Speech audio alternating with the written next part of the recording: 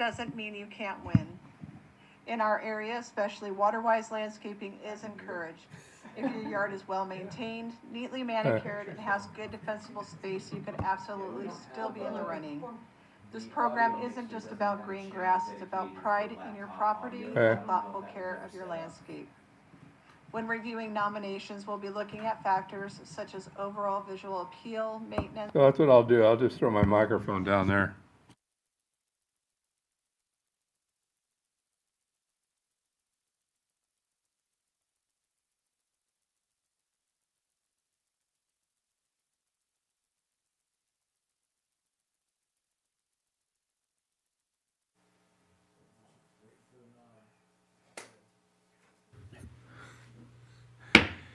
Good evening and welcome to the closed session or special section of City Council for June 8th, 2026.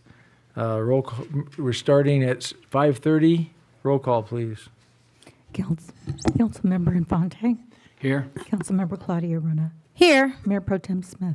Here. Councilmember Elizabeth Rona. Here. Mayor Brown. Here. Thank you. Thank you. Ms. Smith, would you lead us in the Pledge of Allegiance, please? Face the flag. I pledge Allegiance to the flag of the United States of America and to the republic for which it stands, one nation, under God, indivisible, with liberty and justice for all. Thank you. Do we have any public comment for our session today? I don't see any on Zoom, nobody here. I will then close it to public communications. And would you read our item into the record, please, Madam Clerk?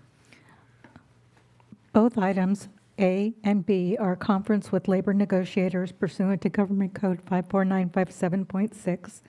Agency Designated Representative Dave Fleischman, Assistant City Attorney. Item 2A, Employee Organization, Teamsters Union Local 986. Item number 2B, Employee Organization, All Unrepresented Employees. Thank you. We will now adjourn to closed session.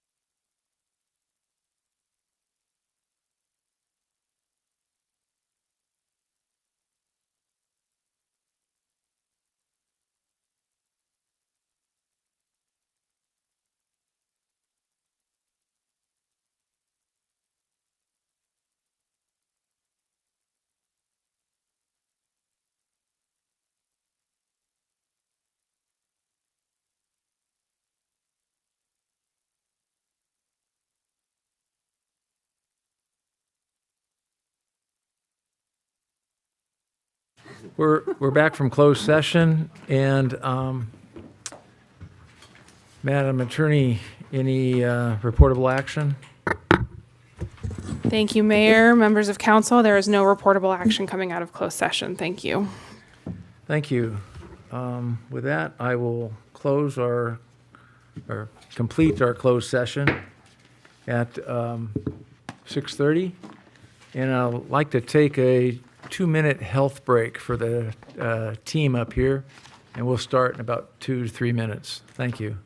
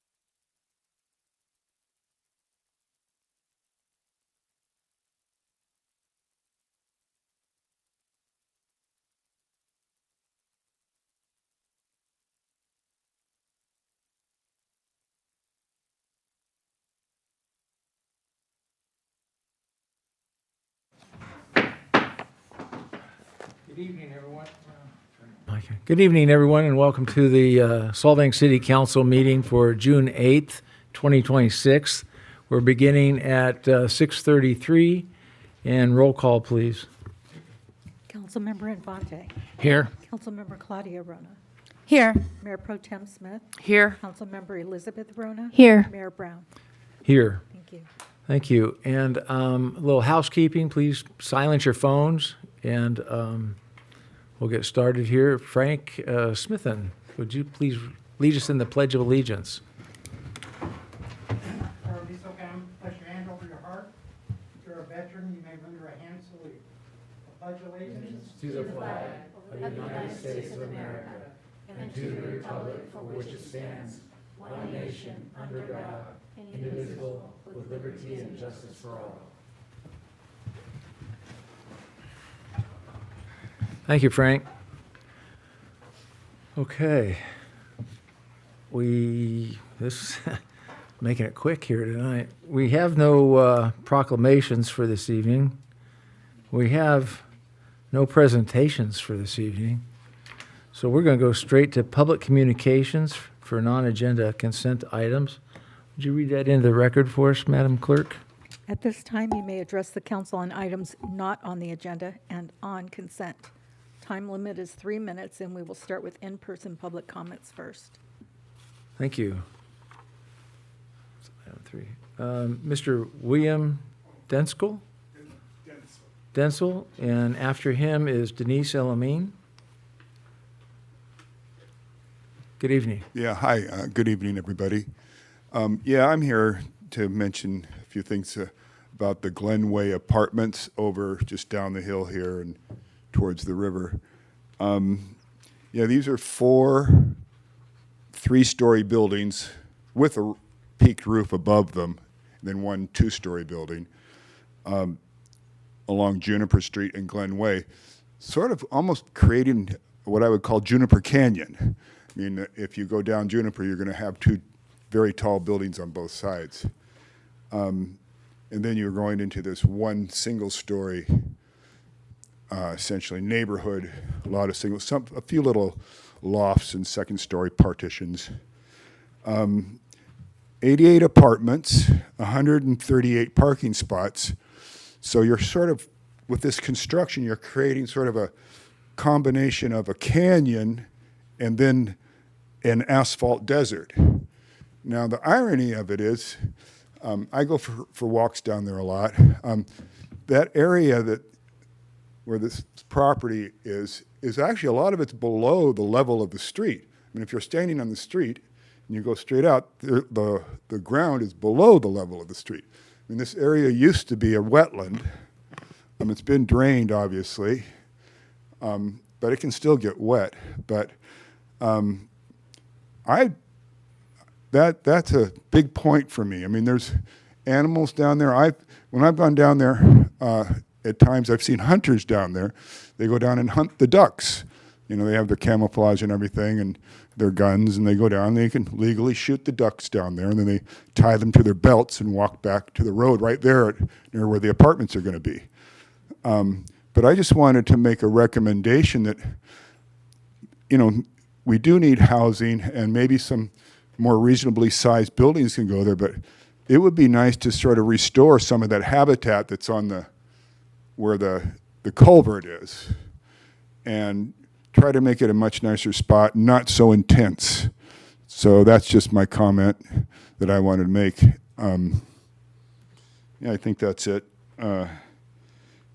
It's the birds and the animals that have habitat down there that are really impacted, and I've noticed a difference over the years, and it's the frog noises are going down a little. There's not nearly as many waterfowl. It's impacted for various reasons, but we should do our best to try to be reasonable. That's all I'm asking for. And we do have housing issues. I think I mentioned the last time I spoke, I have 3 kids at all in Santa Barbara area that have their own version of housing issues. So that's my comment for tonight. Thank you. So thank you very much. Thank you. Denise Alameen? Hi, my name is Denise Elamine, and I'm here to talk about the water, well water and state water. My question to the city is that last year we received in our water bills a document that stated that you guys were switching us from state water to well water, and it would be just a couple months. But my water softener has gone out in my home. My water heater has gone out in my home, and the water is very hard. I put in a request to ask why are we not being notified when we're on well water and when we're on city water, because it makes a big difference of how hard it is.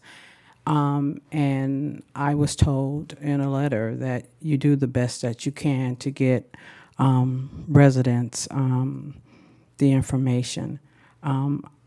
I'm really thinking that we need to do a little better than every time we ask a question, you say you're doing your best. This is a small town, and we should be able to notify our residents about big changes. I have a big allergy, and the well water, to me, it may be in my mind, is making me itchy. So I'm thinking it's more sulfur. So I wanted to know, or I need to know, who checks the well water to see what's in the well water, and is it a document that you guys produce that our residents can go onto the website to see, because the state water, they have that. So, and also, I received a letter in my water bill about our water being tested. And I don't know if it's going to be the well water or the state water. And I received this and I turned it in and I said that I wanted to be a participant. And I was told by the city that they would be telling me the date in June. And I think tomorrow is June 9th, and I have not heard anything from the city. So I know you're doing your best. You always do. But it would be nice if we could get a little heads up on when they're going to be testing our water so that we can be home and we can participate in this testing of water. Thank you. Thank you. Is there anyone on Zoom? Is there anyone else in the audience? Mr. Murphy, did you have a? We publish the annual Consumer Confidence Report on our website every year. The water testing is done multiple times a year, but we're required legally to provide that information, and you can find it on the website on the utility page, I believe. It's called the Consumer Confidence Report. We also mail it to all the homes. It's part of the water bill. Thank you. Okay. I will now close it to public communications and move on to the city manager's report and advance calendar. Mr. Murphy? Yes, thank you. I have a video from our code enforcement officer, Jennifer Cabello. She put this video together and posted it on social media, and I wanted to share it with council and the community in case you're not on social media. So I'll try it and see if it works through the system of audio, but here we go. Make a liar out of me. No, it doesn't. Hello, everyone. Oh, My name is Jennifer. So that, I'm the code is it coming through the enforcement system? officer with the city Okay, let me use the microphone. Hold on.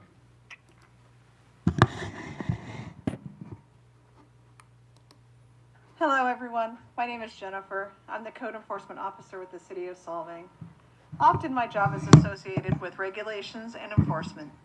But one thing I care most about is helping our community look its best and building a positive partnership with our residents. Today, I'm excited to introduce a new program I've created that focuses on something we can all take pride in, our yards and our neighborhoods. This new program will be held biannually and is designed to highlight and celebrate the efforts many of our residents already put into maintaining and beautifying their properties. The program is open to everyone in our community, from apartment complexes, modular homes to single-family homes, because every property plays a role in the overall appearance and safety of Solvang. Residents will be able to nominate themselves or even nominate a neighbor whose yard they feel deserves recognition. No, sorry. There will be 3 categories: most beautiful, celebrating the outstanding visual appearance and landscaping; most drought tolerant, highlighting water-wise landscaping and sustainable choices; and exceptional example of defensible space, creating a landscape that protects your home while enhancing our community's safety. I also want to mention something important. Just because your yard might be golden instead of green doesn't mean you can't win. In our area, especially, water-wise landscaping is encouraged. If your yard is well maintained, neatly manicured, and has good defensible space, you could absolutely still be in the running. This program isn't just about green grass, it's about pride in your property and thoughtful care of your landscape. When reviewing nominations, we'll be looking at factors such as overall visual appeal, maintenance, water-wise landscaping choices, and defensible space, which is especially important for fire safety in our area. Each spring and fall, the winners in each category will receive a beautiful certificate and a yard sign, along with recognition in the city newsletter and our social media pages, so the entire community can celebrate their efforts. Spring contest will end May 31st, and the winner will be announced the first part of June. The fall contest will end November 30th and will be announced the first part of December. The goal of this program is simple: it's to encourage pride in our community, promote responsible landscaping, and recognize the residents who go the extra mile to keep Solvang beautiful. Code enforcement isn't just about addressing problems. It's about encouraging positive examples and celebrating the people who make our town such a special place to live. I'm looking forward to seeing the nominations come in and highlighting the great work many of you already are doing in your yards and neighborhoods. Thank you for your time and excited to get this program started. So Jennifer did that pretty much all on her own. She asked me if she could implement a program like that.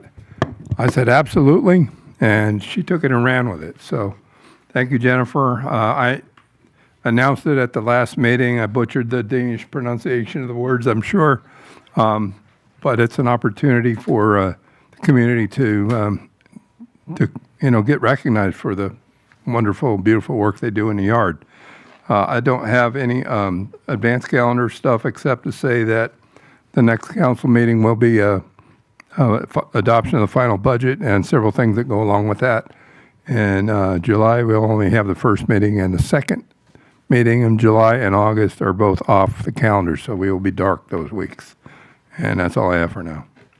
Thank you. Any questions of the manager? Is it pretty clear or easy how community members or residents who want to participate in this contest actually submit their self-nomination? Yeah, I don't have all that information. I believe it's on the website, on the Facebook page, but you can also just send an email to Jennifer on the code enforcement email address. Super. Thank you. All right, thank you. Okay. If there's no questions for the manager, we'll move on to item 5. Would you read that into the record for us, please, Madam Clerk? Government Code Section 53232.3D, AKA AB 1234, and Government Code Section 84308, AKA SB 1439, report out, ex parte communications, council comments, requests. Thank you. Any members like to start here with my right? Mr. Sure. Mr. Afonso. In the last couple of weeks, I attended the urban boundary meeting where we got into some very serious discussions, had some great presentations by our staff. Also attended with the city manager, we went to the Lompoc Police Department, got a tour through their facilities and got a chance to talk with their chief. Then there was also the aquatics meeting that took place that is talking about the stuff that we're going to be available for the kids. I think we're already advertising that for the swim stuff and things that are going on. And that's all I did. Thank you. Would you like to follow up? Yeah, just nothing to report other than attending the last meeting for review of the budget for the upcoming fiscal year. Thank you to the staff for all the work that you do, and we look forward to discussing that with everybody today. Okay, good. Any comments? I do. But do you have any? Or? I was just going to sort of like mirror what Klaus said, is that I was also on the ad hoc committee with the budget, and I want to thank the staff for everything that they did, and yep, we get to discuss it tonight, so appreciate everything you've done. Thank you. Okay, I have a few things. I also attended or visited the site visit at LPD with the other council members and a few city staff members. I participated in the second aquatics workshop to put our joint use agreement in place, and I think we came to the point where we were able to turn it over to the attorneys to do the next phase of work. So we made good progress there, and we will see use of the current aquatic facility today in the summer programs, but this plan is for the future development and the future iteration of the aquatics facility. I also was a participant in our Eastern Management Agency groundwater sustainability meeting this past week, and then attended a housing regional strategy session at Vandenberg Air Force Base with all the regional leaders to understand how much growth is coming from Vandenberg and the amount of personnel that will be seeking housing in our communities between now and 2030. It's significant, and it was one of the better leadership sessions that came out with some real good constructive action items and ideas for how we, as a region and an ecosystem, prepared to absorb the amount of growth we're going to all feel, both economically and from a housing perspective. And then lastly, I attended our kickoff workshop for the Parks and Recreation's planning, master plan, which was kind of fun too. And then last comment is, I do want to make a comment on the Alisal Glen and housing in general. We do need housing. And I'm paying close attention to the Alisal Glen project. So I did take another deep dive into the plan. I just want to correct the record.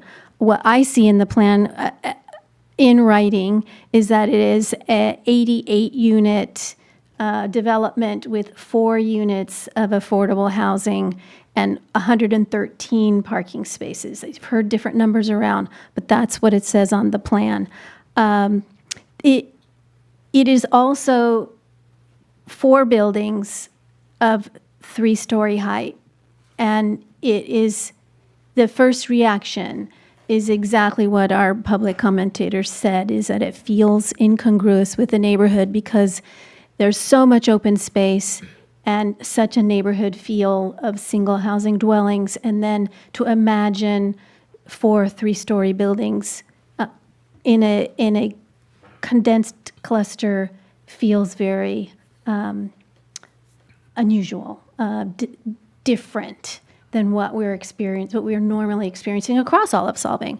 So paying very close attention to that. And I will say we do need housing, but it just seems obvious that it could be more spread out.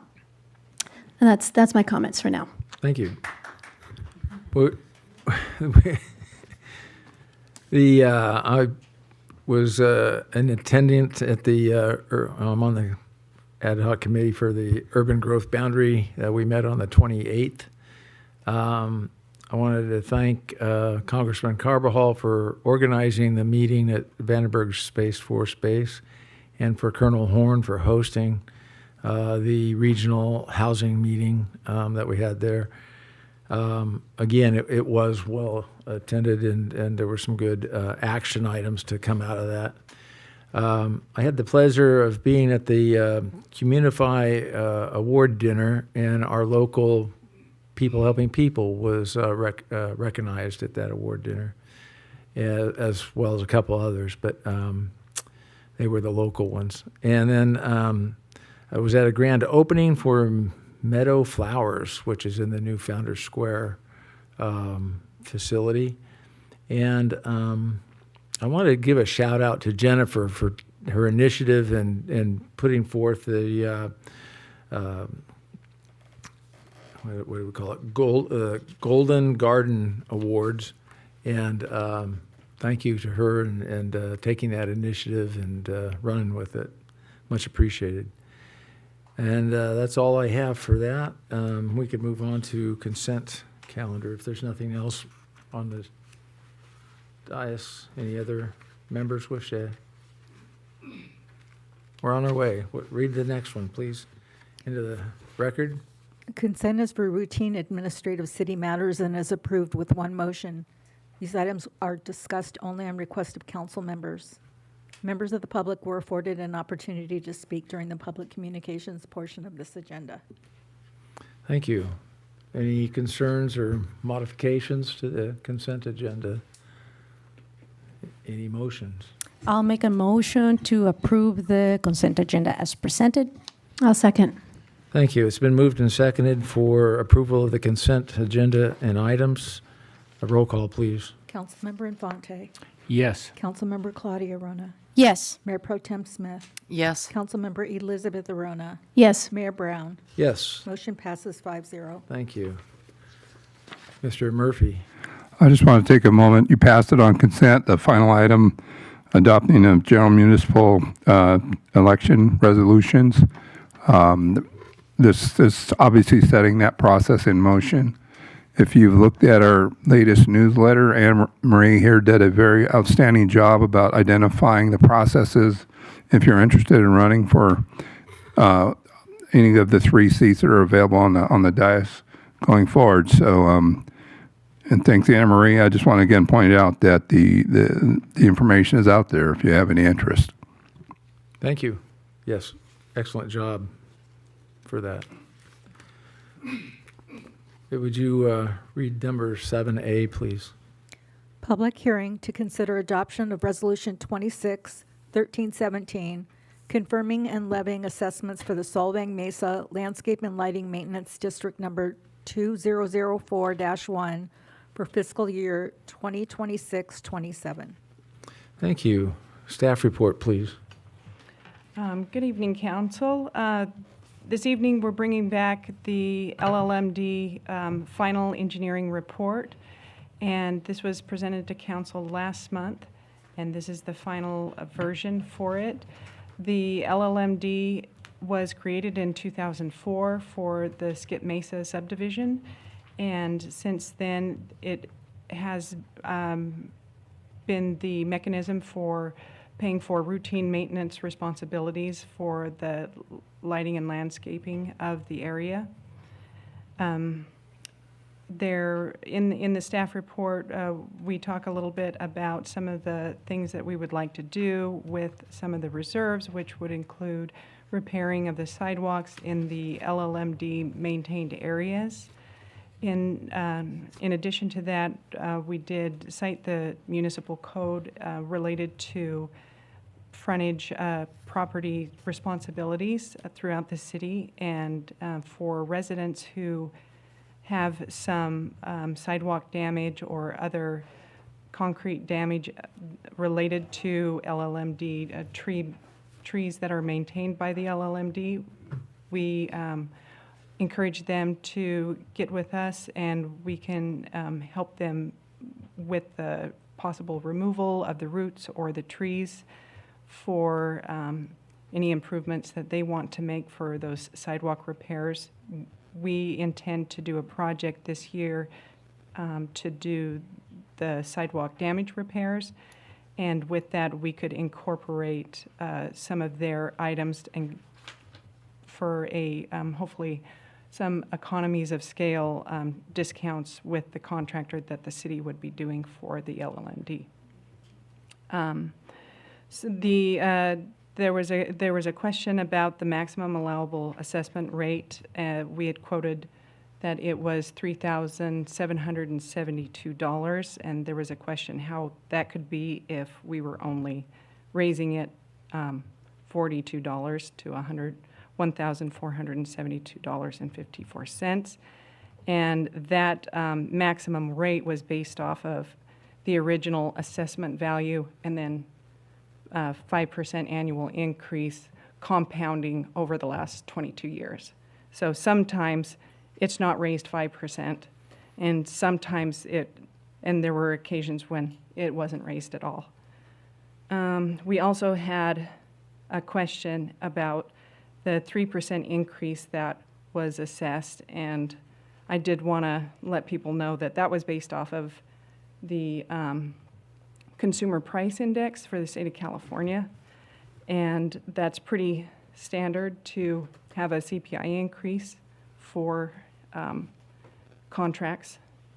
So that's one of the reasons that we did the 3% increase there.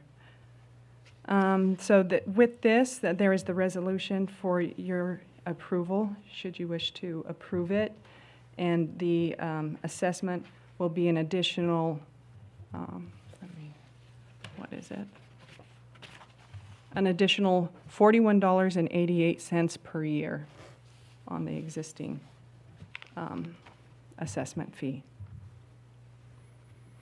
Thank you. Any questions of staff? Ms. Verona? Bridget, just to be clear, 4183 incorporates the sidewalk repair, the capital improvement. There's Yes. no, yeah, Yes, it does, because we're using reserves for those. right, got it, thank you. My question is, after these repairs, what are your anticipated reserve balances? So the reserve balance will be what it's required to be, which is, I believe, 25% of the, let me just get that number. Is that a statutory amount? Yes, yeah, it is. Yes, 25% of the replacement costs for the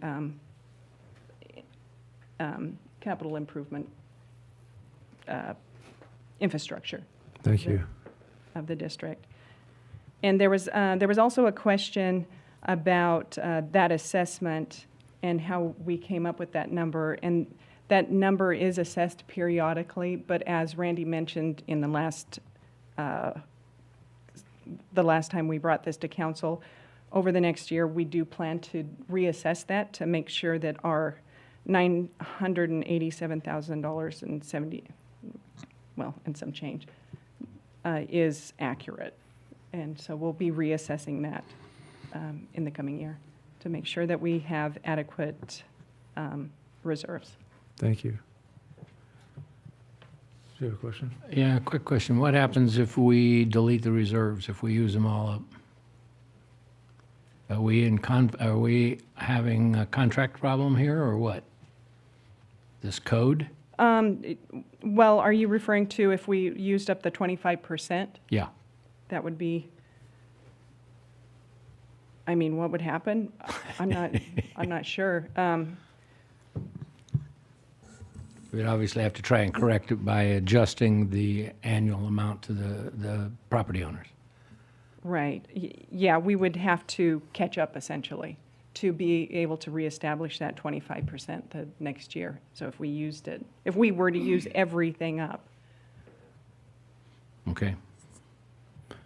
Mr. Murphy? I just wanted to point out that, and as Bridget just said, the assessed or the approximate, not assessed value, but approximate value of the infrastructure of the LLMD is just under $1 million, but it's been a number of years since that number was really evaluated.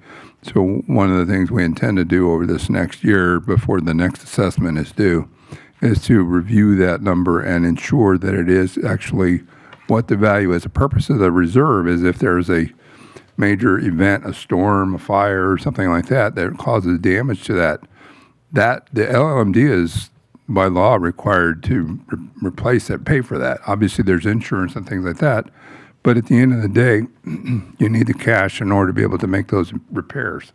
So it's imperative that we have the 25%, minimum 25%. As a reserve to help pay for something, because it's not likely everything would be lost all at once. So the idea is that there's been determined that 25% is the magic number to use, and that historically that's the number we have used.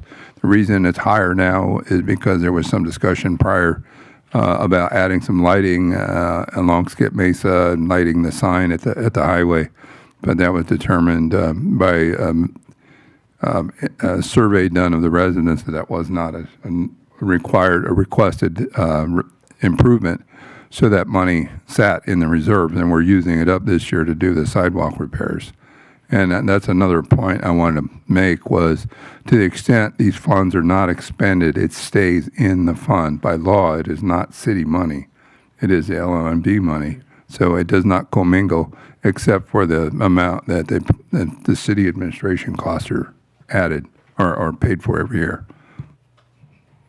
Thank you. And what you're saying is that the value of those assets have gone up, and so the reserve should also go up for the replacement, is what you're saying. Once we do the assessment, yeah, that's what we're going to find out. But there's a good chance that number, that 25% number, will increase. Thank you. Anybody else have questions for the staff or manager? Okay, then I will open it up to public comment. And I have a few names here. Mr. James Colton, followed by Cynthia Joyner. Mr. Colton, to clarify, you sent in a email earlier. Yes, I did. Thank you. And you're going to refer to that? Yes, I am. Thank you. Yes, so it's already in the record. Ready? Okay. Oh, no, I'm told by council I need to officially open the public hearing. We are official. Thank you. Well, good evening, Mayor, City Council members. My name is James Colton, and I'm a homeowner in the Solvang Mesa Landscape and Lighting District. I'm here tonight to strongly oppose the proposed increase in our assessment for fiscal year 26-27. Our current assessment for 25-26 is $1,430.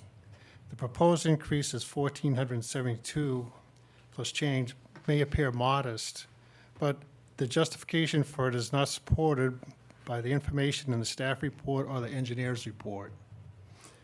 I will begin with the fiscal impact statement in the staff report. It says if assessments are not levied as proposed, it would be a loss of $248,859 and change in revenue for fiscal year 26-27.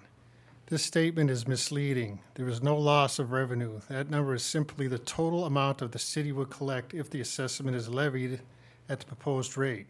The city's own alternatives section acknowledges that the city may choose not to increase the assessment and instead draw on available reserves. That means the district has reserves specifically for this purpose. You cannot claim a loss when the city has the option to maintain services using existing funds. Next, the engineer's report states that the district faces $987,700 in $987,700 in potential capital replacement costs. Yet there is no documentation provided to support this number. There is no inventory of capital facilities, no condition assessments, no inspection reports, and no breakdown of how the estimate is calculated. Under Proposition 218, assessment must be tied to actual documented specific special benefit, not hypothetical or unsupported figures. The report also contains contradictory statements about the maximum assessment. It claims that the maximum assessment of 2627 is 3772 per parcel, but then states that the maximum may only be 5% per year.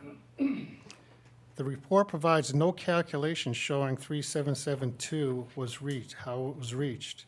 These statements cannot both be true, and without transparent calculations, the maximum assessment figure cannot be relied upon. Finally, the district already has over $580,000 in reserves, and even without raising our assessment, it will have well over $380,000 next year. The city has not demonstrated any financial necessity for an increase.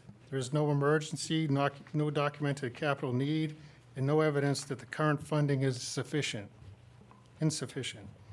Before I close, I want to clarify a related concern that directly affects the credibility of the recommendation before you tonight. At last month's meeting, staff made two statements.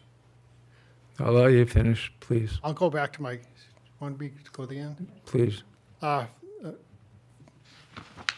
For all these reasons, the misleading physical impact statement, the undocumented $987,700 capital estimate, the contradictory maximum assessment numbers, and the inaccurate statements about the Brightview contract, I respectfully urge the council to reject the proposed increase and maintain the current assessment rate. Thank you. Thank you. Cynthia Joyner, followed by Denise Alamine.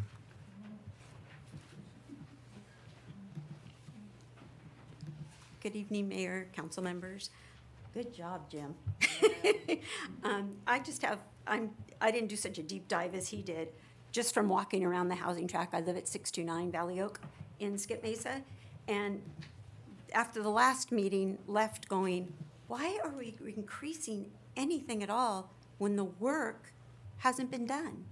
That's what the big gripe was the last meeting, is that the work hasn't been done. And some of the work that they've done, they didn't even do correctly. The weeding in the parkways, they just covered it up with mulch. They didn't really weed. And then in your discussion on the agenda, in the third paragraph, it says that property owners are responsible for maintaining sidewalks, parkways. I thought the parkways were being taken care of from Brightview, not from the property owner. And then on the map that they showed, there's some properties that run along, I can't see, Chalk Hill in the back of these houses here. Are those maintained by the people that live there, or are they maintained by Brightview? Because some of them look really good, and I know the one that does, they've actually paid somebody to come and do it. And if Brightview is supposed to be taking care of those, they aren't. You can go look, it needs to be weeded. It's really bad.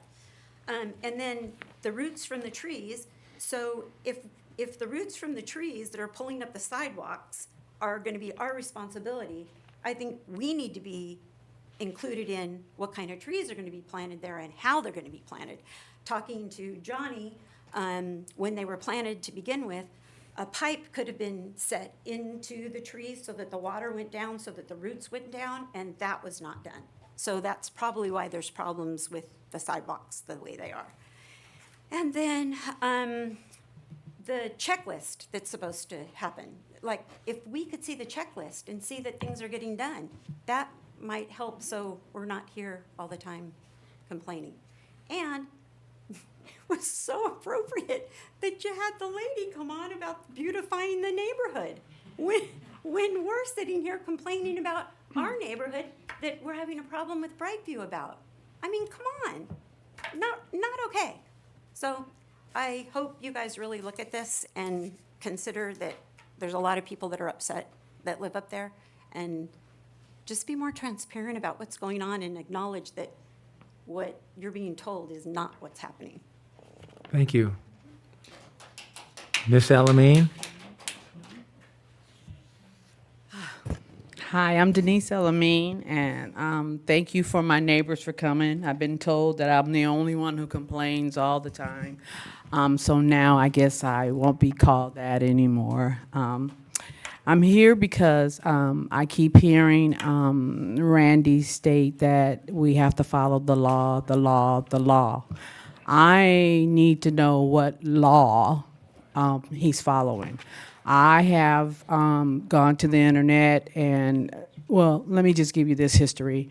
My house prior to this house, I lived in a city called Duarte, and I had an LLMD.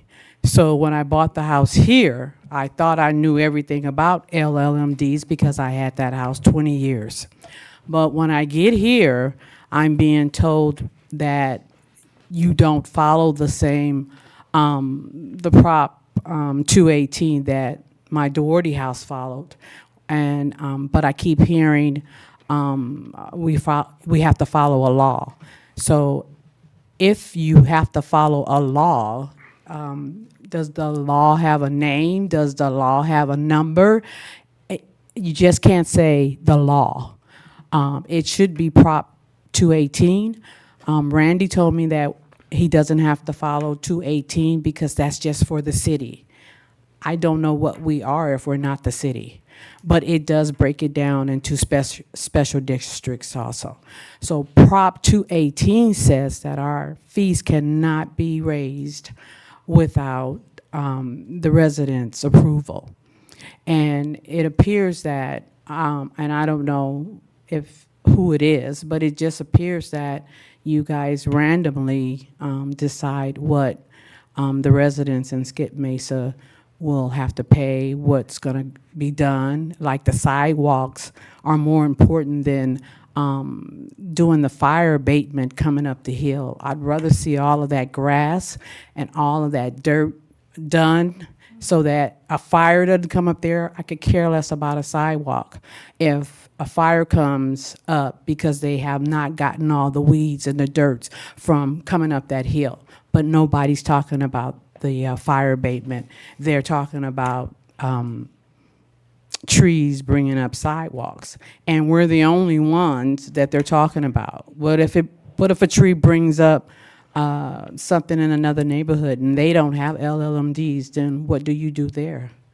Follow the law? Or I don't understand why our sidewalks with trees coming up are more important than the entire rest of the city where you guys live, because nobody lives in Skip Mesa. So where you each live, how do you do it when your sidewalk is uplifted by a tree? Thank you. Thank you. Do we have anybody on Zoom that wishes to speak? Okay. Is there anybody else here that would like to address this item? Okay, seeing none, I will close the public hearing and bring it back to the dais. And I think you had something. I had a couple of comments. First of all, the reserves are not operational reserves. They are catastrophic reserves. That is why there's a 25% number there. As far as the brush on the hillside on kind of the west side of Skip Mesa, some of that is private property assigned or adjacent to the property or belonging to the adjacent property owner. Much of that also is Caltrans property. So if there's a concern, the Caltrans has a way to report request service. So I've shared that website in the past. I don't have it handy, but it is on their Caltrans page to be able to alert them to service needs anywhere on any state system. Thank you. Any questions? Sir? I'd like, Madam Attorney, is it possible that you might enlighten us a little bit about Prop 218 and regarding legal proceedings that we're following or not following, as the case may be? Thank you, Mayor. Yes, I'd be happy to clarify. So Proposition 218 has to do with levying property-related assessments. There's a lot of pieces to it, but that's probably the most relevant to this. However, LLMDs have their own special section. Well, they have their own regulations under the Streets and Highways codes with their own process. There is a requirement that for every annual assessment that there be a notice and a hearing given, which is why we're holding a public hearing today, and that all property owners have the opportunity to provide written comments and make oral comments at the meeting. If there is a majority protest, then based on those comments, then just similar to Prop 218, that's defined. It uses the same definition as Prop 218, even though it's a different process. Then the legislative body can't adopt the resolution affirming the increase in assessment. However, a majority protest means like more than 50% of the affected properties would have had to provide written or oral comment. So I don't think we have met that standard tonight based on the comments that we've. It was noticed properly. Mm-hmm. We've had 3 people object. Yes. That's not a majority. Correct. Okay. That's what I'm saying. Like that there's the process for majority protests, but we haven't had a majority of the affected properties protest. If that makes sense. So that hasn't been a majority protest has not been lodged. Okay. Thank you. So just to be clear, it's still has been offered. Please let us finish our conversations. We didn't interrupt you. Please don't interrupt us. Thank you. And just to be clear for the council, because there has not been a majority of the property owners protesting on the record in written or prior written comment or oral comment, then the council, it's within their power under the Streets and Highways Code to proceed with levying the assessment if you so wish. Thank you. Yeah, the one thing I wanted to add to it was I had asked the question about what happened about the reserve. What I did not understand until Mr. Murphy made the comment is the reserve is for catastrophic situations. It is not for just fixing sidewalks, right? Mm-hmm. That was something I did not understand from reading any of the documentation. So that was very helpful. Thank you. I agree, but could you give us a few examples of catastrophic conditions? Under what condition would we declare the ability to use the reserves? Well, generally speaking, it's exactly that. It's a catastrophe of some sort, a fire, a mudslide, any of the kinds of things that could happen. Some kind of earthquake that damages the infrastructure, some kind of tree blight that might happen, and all the trees need to be replaced. Right now, there's been a concern raised about 1582, I think, is the state assembly bill that talks about non-functional turf being replaced or having to replace it. Can't water it with potable water.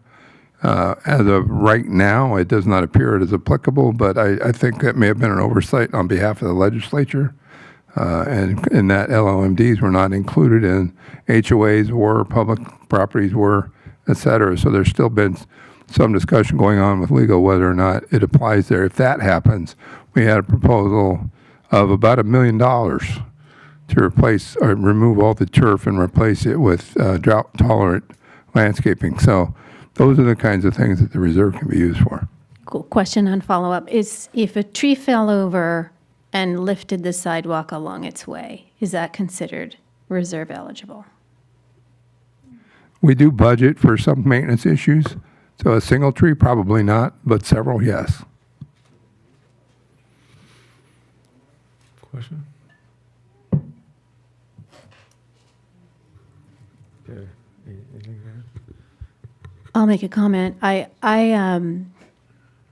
feel like these folks are speaking to me because I was in the public when I was against our water rate increases, but couldn't rally enough people to protest.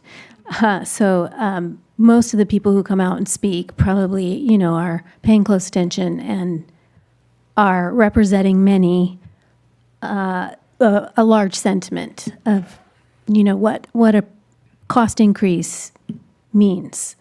I also, maybe more to the point, I'm highly sensitive to the fact that Brightview is across the board being scrutinized and under pressure right now, and probably rightly so.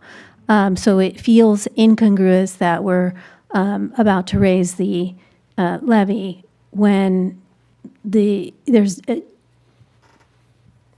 consensus around the frustration of a portion of this contract. Having said that, the use for this particular drive of the increase at only 3% seems very practical because at the end of the day, when the sidewalks are repaired and they're walkable, it means the neighborhood is safe. And I understand the sentiment, but for me, 3% is reasonable. Mr. Murphy? Also, I wanted to address a couple of things. The concerns about Brightview were heard loud and clear at a recent meeting. We've had several follow-up conversations with them, and we've withheld payment for the last couple of months. So they are definitely on it. I'm hearing that several things have been improved. The other thing I wanted to point out, and I said this when the concerns about Brightview were raised, they were the least expensive option. So to the extent we end up having to replace them, that cost will increase. And the last thing, one of the comments was made here a moment ago about why Skip Mesa is the only LOMD. That's because it's the newest neighborhood. All the other, my understanding is all the other neighborhoods predated Skip Mesa. I can tell you that future neighborhoods, assuming we ever go the annexation route and get more land or somehow find developable land within the city, those will be recommended by staff to not be city maintained, and they'll have to have some kind of funding mechanism in order to pay for the landscaping, lighting, street repairs, et cetera. So the days of property taxes only paying for the needs of the infrastructure are over. Thank you. Yeah, I'd be delighted to have this off our plate and have a HOA or something like that that was self-regulated in that regard. But I bring it back if there's any option. Let me ask you this, Ms. Paris from Public Works. Are you seeing an improvement in Brightwood and the performance, Brightview, excuse me? Yes, yeah, for sure. They're much more responsive with the new accounts manager that they have. And you're seeing their performance, is that par with what the checklist and things of that nature have been brought up?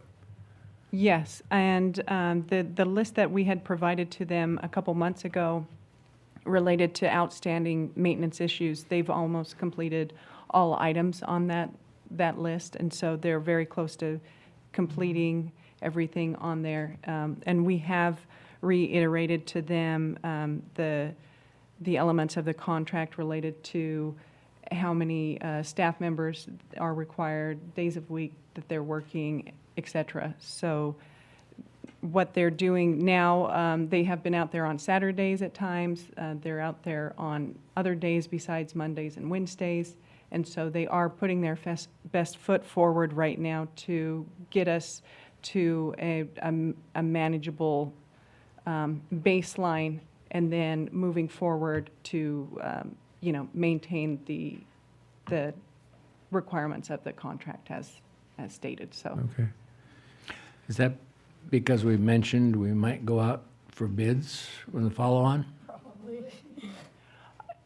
I can't speak to, their choices, but we've just made a significant effort to just really follow up and be on them, and there's been many staff hours, a lot of staff hours put towards that contract. Yeah, and we'll be recording all our time. When does that contract end? 2028.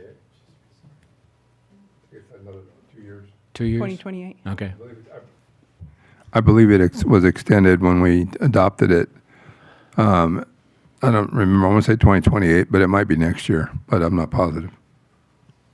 Okay. Thank you. I do have one more question.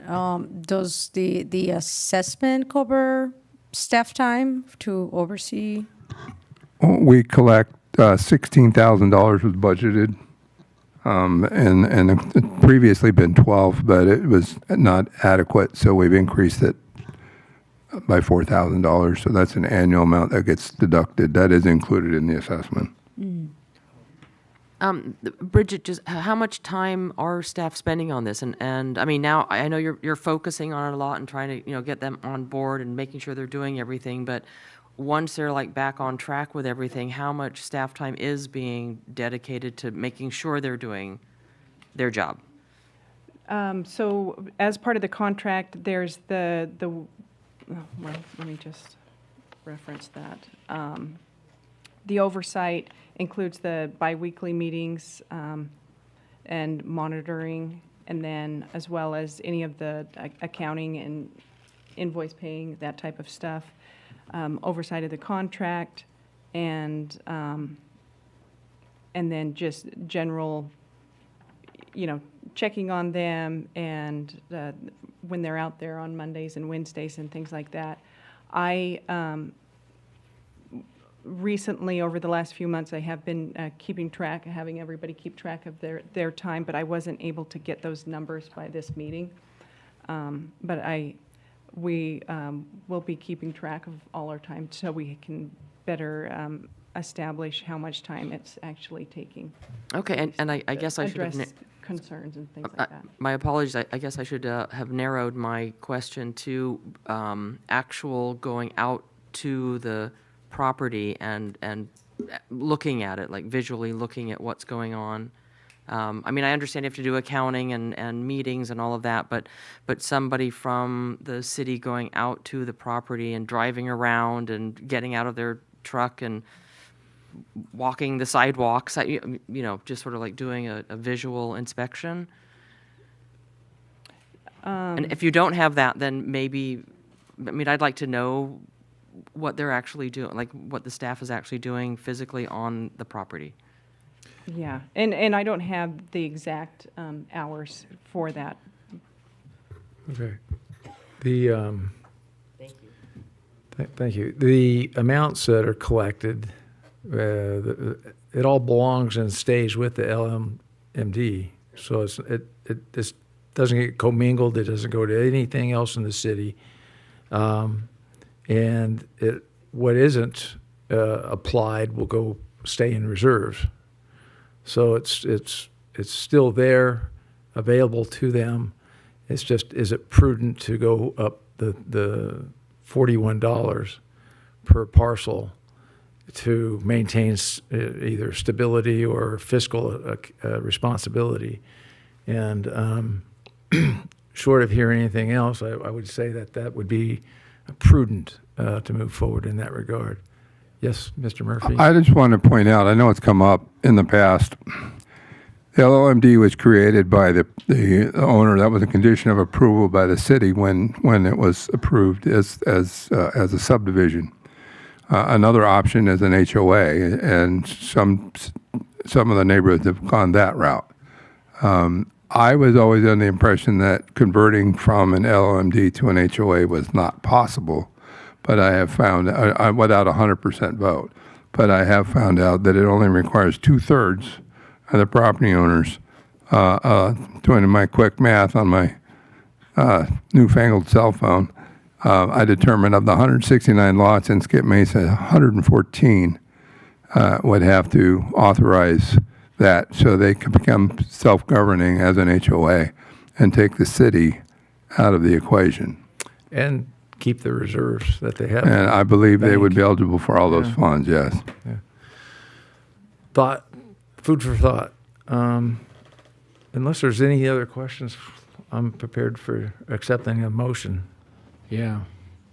And I'll move to approve Resolution 1317, confirming and levying the assessment on the Solvang Mesa LLMD. Is there a second? I'll second. It's been moved and seconded to approve item 7A and resolution 261317. Roll call, please. Councilmember Infante, Yes. Councilmember Claudia Rona, Yes. Mayor Pro Tem Smith, Yes. Councilmember Elizabeth Arona, Yes. Mayor Brown. Yes. Motion passes 5-0. Thank you. Let's move on to item 8A. Review and discussion of draft biannual budget for fiscal year 2026, 27, and 2027-28. Thank you. Staff report, please. Can you pull it up? Yeah.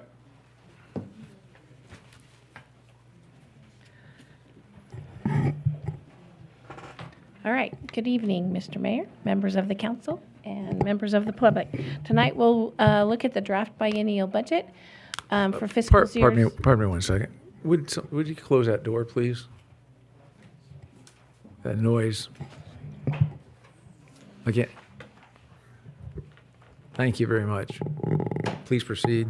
All right. So we'll review the draft biennial budget for fiscal years 26-27 and 27-28. And we'll ask council at the end to recommend any changes. If not, we'll bring the final budget back to the June 22nd, 2026 meeting. So the budget at a glance. All right, all funds proposed for this biennial budget is, and this is across all funds, the revenues is $31,417, $31,417,076. General all fund expenses is $30,798,454, with a estimated surplus of $618,622. And for fiscal years 27-28, the surplus is estimated at $3,493,221, but that does not include Measure U expenses, as well as the suspended Table A that's projected to be spent in the 26-27 budget for the water fund, which is to purchase extra water. So next slide. General fund, unrestricted operating position. All right. Operating revenues are projected at $13,940,197, with operating expenditures at $13,599,891. The operating surplus for now this is just the general fund unrestricted, is $340,306. And with that, we do have, there are expenses that we could possibly, we will need to spend moving forward, but they're not included in the budget because they have not been determined yet. And that's the 27-28 Measure U expenses. The sheriff startup costs, if we move further in the process and go with the City of Lompoc Police Department, we'll have we're guessing an estimated of about $500,000 for startup costs. And we did start the lifeguard program or the swim program with the lifeguards because this is the first summer that we're going to be doing it. We have estimated some expenses in the budget, but because we don't have any experience with that moving forward, that is subject to change as well. We also are looking at a new internet speed because we found out that we have 50 up and 50 down. We're looking at moving it to I think it was 300. And that's going to increase to $250 per month from $112 per month. So those are just the expenses that we've thought about right now. So with that, we're looking at the general fund projected balance of $16,868,770 for 26-27. For 27-28, we're looking at $10,186,691. And then June 30th for 2028, for 27-28, we're looking at $2,281,227. And the fund balance will be reduced by the capital projects, so that's why you see a huge decrease from 25-26 to 27-28. Next slide. The general fund revenue, transient occupancy tax, sales tax, and property tax calculates out to be about 77.8% of the total revenue for the general fund. And those three taxes total $10,845,674. Fees for services is our next highest revenue source, and that includes permit fees, franchise fees, business certificate fees, etc., representing $1,061,279 or 8.3% of the general fund revenue. The overhead contributions from the other funds is basically the charge for the general fund to supplies, staff time for that, and all the extra additional costs like for the building and gas and that kind of thing represents $761,187, which is 5.5% of the general fund revenue. And interest income is the last biggest interest or biggest expense or biggest revenue, and that's $650,000 and represents 4.7% of the general fund revenue. One thing, because our general fund is based primarily on TOT and sales tax, it is sensitive to tourism, lodging, and visitor spending as well as local spending. Next slide. So this is just a graphical picture that shows the general fund tax revenue for property tax, sales tax, and transient occupancy tax based on the percentage of revenues that we receive. It just gives you a visual of what it actually looks like. And then the tax revenue history graph, the TOT, sales tax, and Measure U, which is if you look at the second, I guess, bar chart that says 25 26 actual. We actually only have the revenue through March, so those figures will change based on when we get the rest of the revenue, which is usually after the close of the fiscal year. Next slide. So the general fund expense assumptions, the top three categories is 80.3% of the general fund expenditures of $13,599,891. It's personnel services and county other contracted services. Personnel is estimated at $5.5 million for the general fund, which is the largest expense. And then we have project utilities, supplies, repairs, and maintenance. And the proposed capital improvement projects is the primary driver, reducing the projected fund balance of the general fund. And services include professional services, legal fees, IT expenses, custodial, rec services, studies, and insurance over all the departments, the Public Works, Admin, Parks and Rec, Planning, and Building.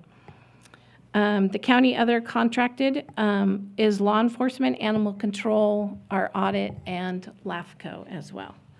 Next slide. So the next section is personnel and agency grant funding. We have 42 full-time employee count, and that increased due to hiring 10 part-time seasonal lifeguard swim instructors. And then we have a part-time marketing and events part-time position as well. The general fund, like I said earlier, the employee costs for general fund are $5,505,383.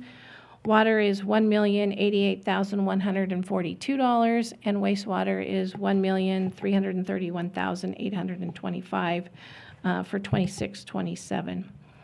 The grant funding, we met with the Finance Committee or the Budget Committee, and we're looking at awarding At Our Dag at Home $20,000, Nature Track $5,000, People Helping People $15,000, Solvang School Education Foundation of $10,000, Santa Ynez Valley Humane Society $7,500, Solvang Rotary for 4th of July $25,000, and Santa Ynez Valley Veggie Rescue for $10,000.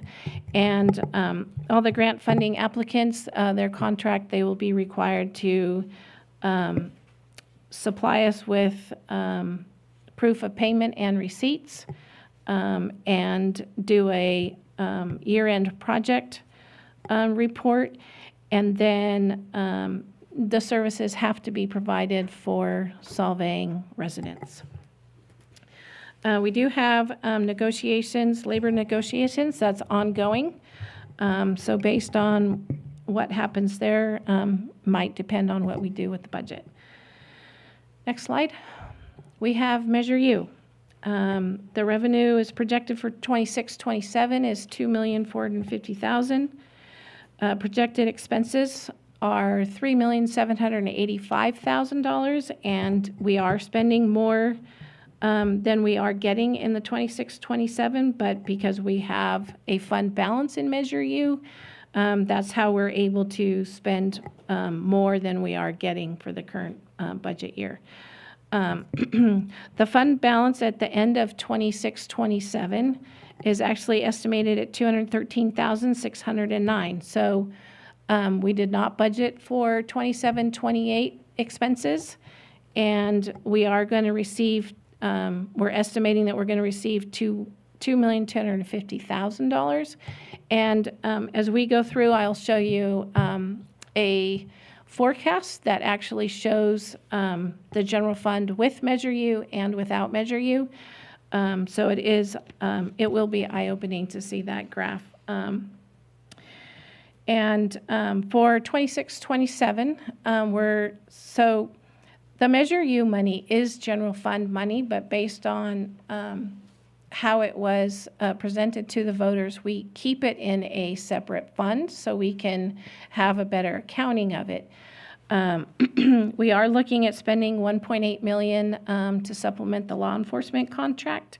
And the general fund is paying the other one, I think it's $1.6 million. Hans Christian Andersen improvements, we're looking at spending $770,000. The Hans Christian Andersen Skate Park repairs will spend $40,000. Sunnyfields playground repairs, $50,000. Weed abatement, $48,000. What's the CCW stand for? Yeah, Wildfire Protection Plan. Wildfire will be $77,000. And then the slurry seal for parking lots 1 through 4 in Area 1 will spend $1 million. Next slide. For the water fund, you have a graph of the water and revenue and expense from the actual 24-25 through the 27-28 budget. And you'll notice both on the water and wastewater graphs that the budget for 26-27 and 27-28 is fairly close to each other because we are doing a new utility rate study, and those 27-28 figures may change based on the results of that study for our utility rates. For 26-27, the water fund, we're looking at getting revenue of $6,669,938. Expenses are projected to be $7,304,843. And those expenditures do exceed the revenues by $634,905.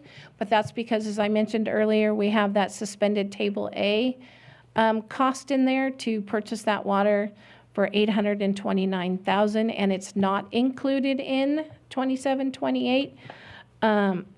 But we do have to keep putting it in the budget because at some point, eventually, the county will say, do you want to buy it? And then we have it budgeted.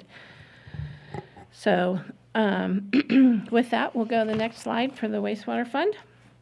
And we're looking at 26-27 revenues of $3,722,319. 26-27 expenses, we're looking at $3,336,828 with an operating surplus of $385,491. The 27-28 fund balance is projected to be a negative $6,199,187. And that's all due to the wastewater treatment plant upgrade. Now, we will have to seek interim financing until we get the USDA loan. And once we get those funds, once we receive those funds, then some of the expenses, I can't say all of the expenses because we have to determine when we get the money. We should be reimbursed for most of those expenses that we've already spent currently on the upgrade, which is engineering costs. So with that, we'll go to the next slide. Now our capital improvement plan. These are all our large projects. And in the past, we have deferred a lot of them because we haven't had the money. The capital expenses for 26-27 across all funds is $12,929,385, with $7,022,385 coming from general fund for 26-27. The water fund, $3,010,000 for 26-27, and wastewater, $1,645,000. They're ongoing, they're different, capital expenses are different from the operating costs, and the way we fund those is from revenue over expense.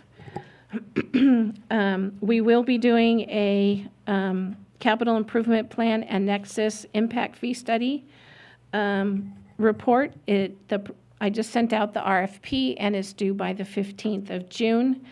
The study is expected to take 6 to 9 months, and with that study, we expect to receive more, I guess, in-line projected costs with our capital improvement projects, with actually the real costs instead of just kind of estimating the costs. Okay, next slide. With that, we have our general fund forecast.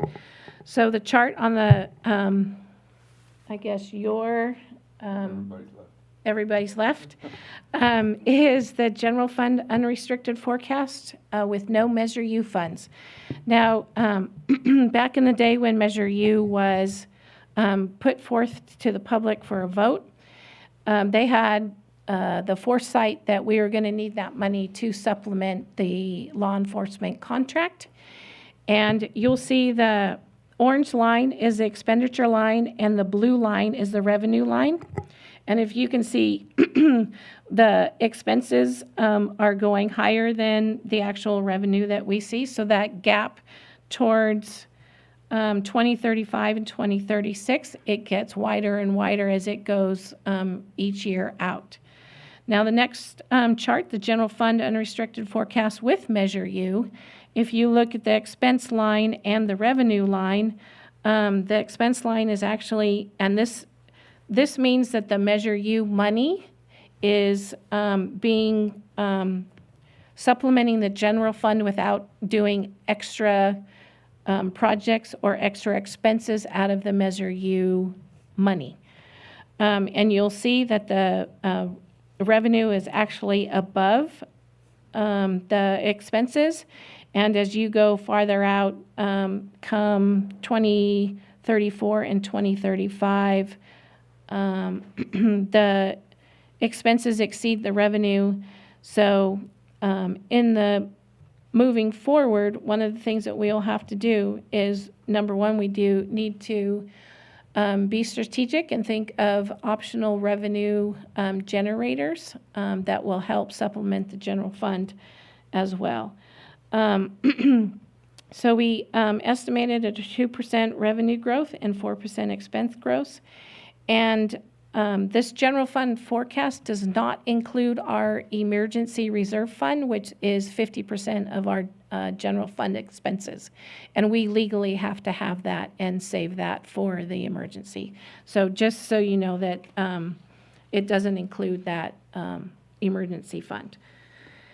And for the next enterprise fund forecast, this is why these pictures are, these graphs are a really good visual, because it really shows where we are headed. Again, the orange line is the expenditure line, and the revenue is the blue. And you'll see for the water, the revenue and expenses are exactly, and that's because those years we haven't done our utility rate study. So once we have those figures, then those will change. But currently, we have to go with our current, our most current 26, 27 revenue and expenses for the next 5 years. And then again with the wastewater, on the right-hand side, same thing, the revenue and expenses. You're looking at in 2028, the expenses will drop down a little bit from the revenue. And then the gray line, that's the big line. So when we do not complete capital improvement projects, they get delayed and they get deferred. And so with our current capital improvement plan that we had listed in the budget, that gray line is all those capital improvement projects. So as you can see, it will drop way down below, and then we will end up using all the fund balance in the water and wastewater funds, and we can't do that. So what that means is we need to look at other revenue sources, like a utility tax on the TOT. And then we have to strategically plan out our capital improvement projects. And I've always said that you never want to not raise rates. You want to get into a process where you increase rates incrementally at a small amount and not wait for 10 years to increase them, because number one, you lose all the money to help fund these projects on an annual basis. So once we have a final capital improvement project, the utility rate study will incorporate those, and we'll see where we are with the capital improvement projects. So with that, that concludes my presentation. And what questions do you have? Oh, and wait, one more thing. I just want to say thanks to Jason. He's sitting in the front row in the audience. Without him, we would not be able to have all these figures put into the budget. So thanks, Jason. Thank you. I very much appreciate him. Okay. Thank you for your report. Any questions? Yeah, a bunch. I'm looking at the capital improvement projects on the agenda package. Yes. And we go along for 2 years, a little over $750,000, and we jump to $8 million in parks. Yes, that has to do with the Park and Rec Master Plan. All in 1 year? Because the next year it comes down to less than 2. Well, yeah, because you have Solvang Park, that's the biggest one in Hans Christian Andersen Park. Now, the capital improvement plan, this is best case scenario. This is the best case scenario of their wish list. And we do also have to go through and look at the numbers and then recalculate where we want to be with the projects. And we also have to add in the ADA transition plan costs as well, because we got that study back. So this isn't for you guys to adopt tonight. This is just for this is where we are, this is where what we want to do, and it's now my job to say, sorry, it doesn't work that way, we don't have the money. Because I'm looking at, if you just look at the Public Works Department, it goes from 7 million to a little less than 7 million to 15.5 million to 13 million. Mm-hmm. These are huge jumps in expenses that doesn't make that much sense to me that you would do it. I understand wastewater down here under the Utilities Department, CIP, and the big jumps in it because we have the wastewater treatment plant costs a couple of years. We're going to have to work on that. But you look at transit, and there's 1 year with it goes from 1.5 to 0, and then to 300,000, and then down to 40,000. I don't understand why this isn't planned to be, I don't know, maybe the word's consistent, smooth.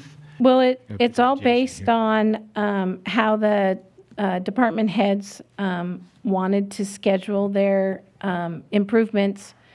However, when we bring it back for the June 22nd, it will be more strategically placed throughout the time. But we told them, put it in and we'll show you the numbers. And so that's where we are. Randy's going to come up here in a minute. He's going to, Yeah. One of these things that I noticed on here was if you look at traffic mitigation, out in 30, there's a $10 million budget. And if you read the description to where the $10 million comes from, that is a traffic control at the intersection of Skit Mesa and Mission, which, since being on the urban growth boundary thing, I went in and looked at Santa Barbara parcel, and that is not in the city limits. Now, Bridget probably knows more about this than I do. But that road comes down and hits outside the city limits. So if we don't expand the city limits, we can't even do that. Even if, in the next thing we're going to talk about, we take over the Caltrans, we take over 246 from Caltrans. If it only goes from city limit to city limit, we can't do what you've got $10 million in here to do. If I can jump in here, I had similar issues with the CIP. But maybe I make a suggestion or a request.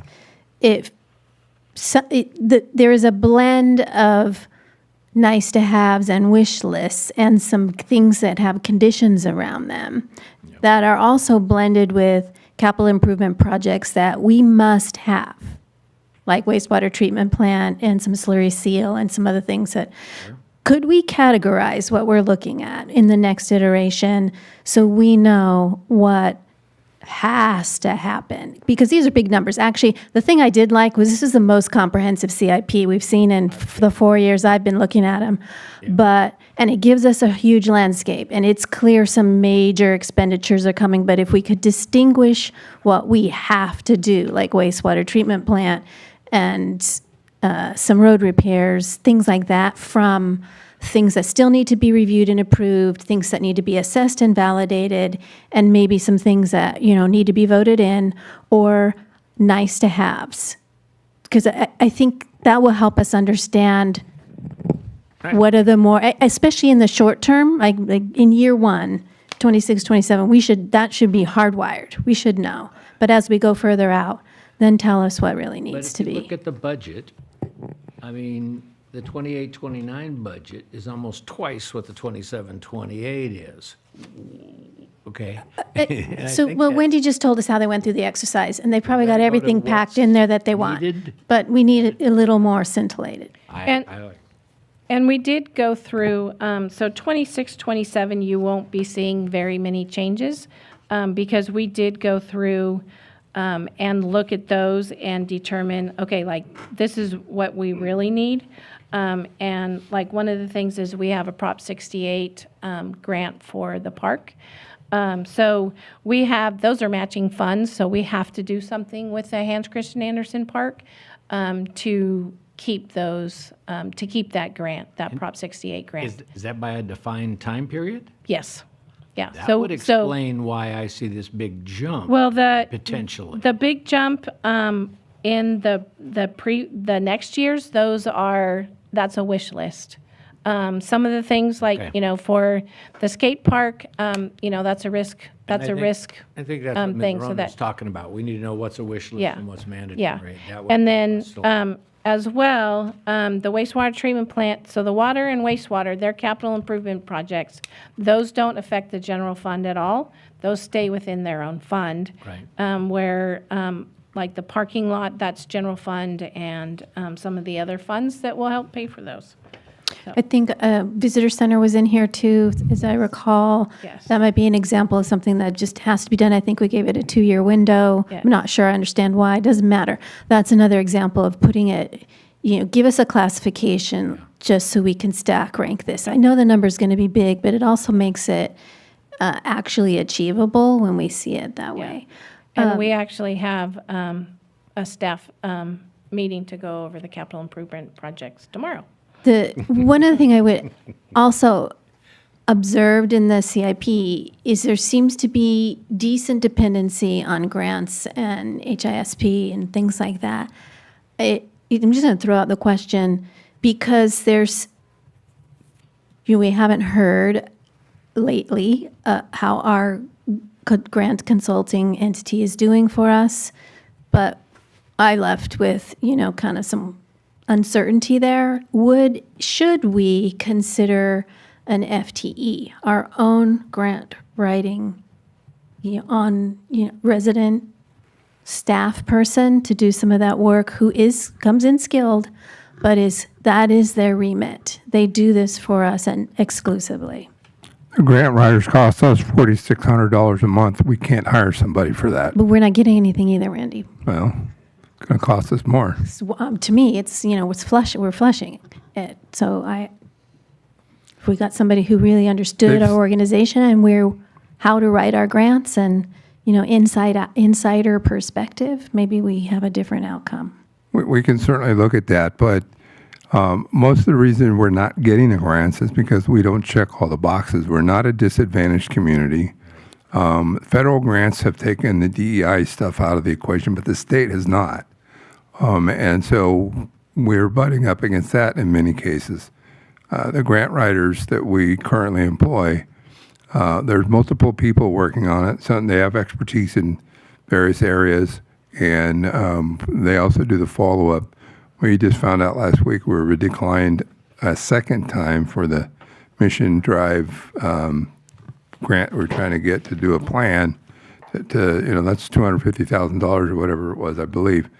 But we're having a meeting in a couple of weeks with the state, to find out what was it that didn't kind of ring their bell to help us get the money. So they also do that. They do those postmortems on the grant attempts.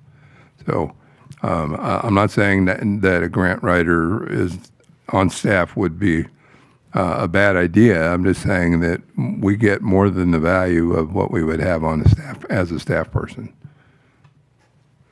Okay, different question.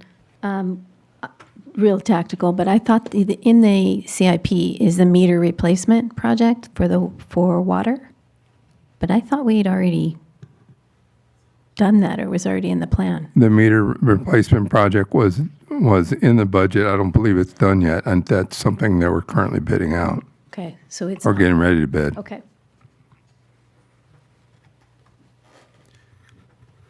I had a question regarding the USDA reimbursement can you share with us the status of that? We actually have 2 resolutions that were approved by council that allow us to recoup the costs. So those are in place. We just have to wait until we get the funding. And we have a tentative approval for the USDA loan. We need to have 100% design, like. We won't get the loan until after construction is completed. They have a commitment for that. Well, $18.5 million project, $1 million of which was Congressman Carball's grant earmark, and the $17.5 million. So once we know what that bid amount is, we may have to negotiate a higher amount because more recent estimates suggest that number has actually gone up. But we'll get an interim loan from a finance group, and then that money and interest is built into that $18.5 million. And we'll get all that money plus engineering and some preliminary costs reimbursed out of the loan proceeds because that's calculated as part of that total project cost. Thank you. I have some more questions that are actually in this year's budget. We were talking about CIP. Is it okay if I ask a few questions about what we're approving right now? You ready, Wendy?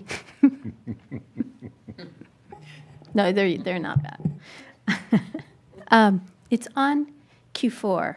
I actually did not realize when we looked at the bar chart in your report that the actuals for 25-26 for this year were missing Q4. So that explains a lot. Yeah. But I'm going to ask you, what are you seeing to predict how we're going to finish? Are we going to see a slight amount of growth year over year in our actuals from a revenue perspective, or do you expect it to go slightly down? For this year, because we did a budget adjustment at mid-year, we increased the revenue, and we will be right at that number. We might be slightly under.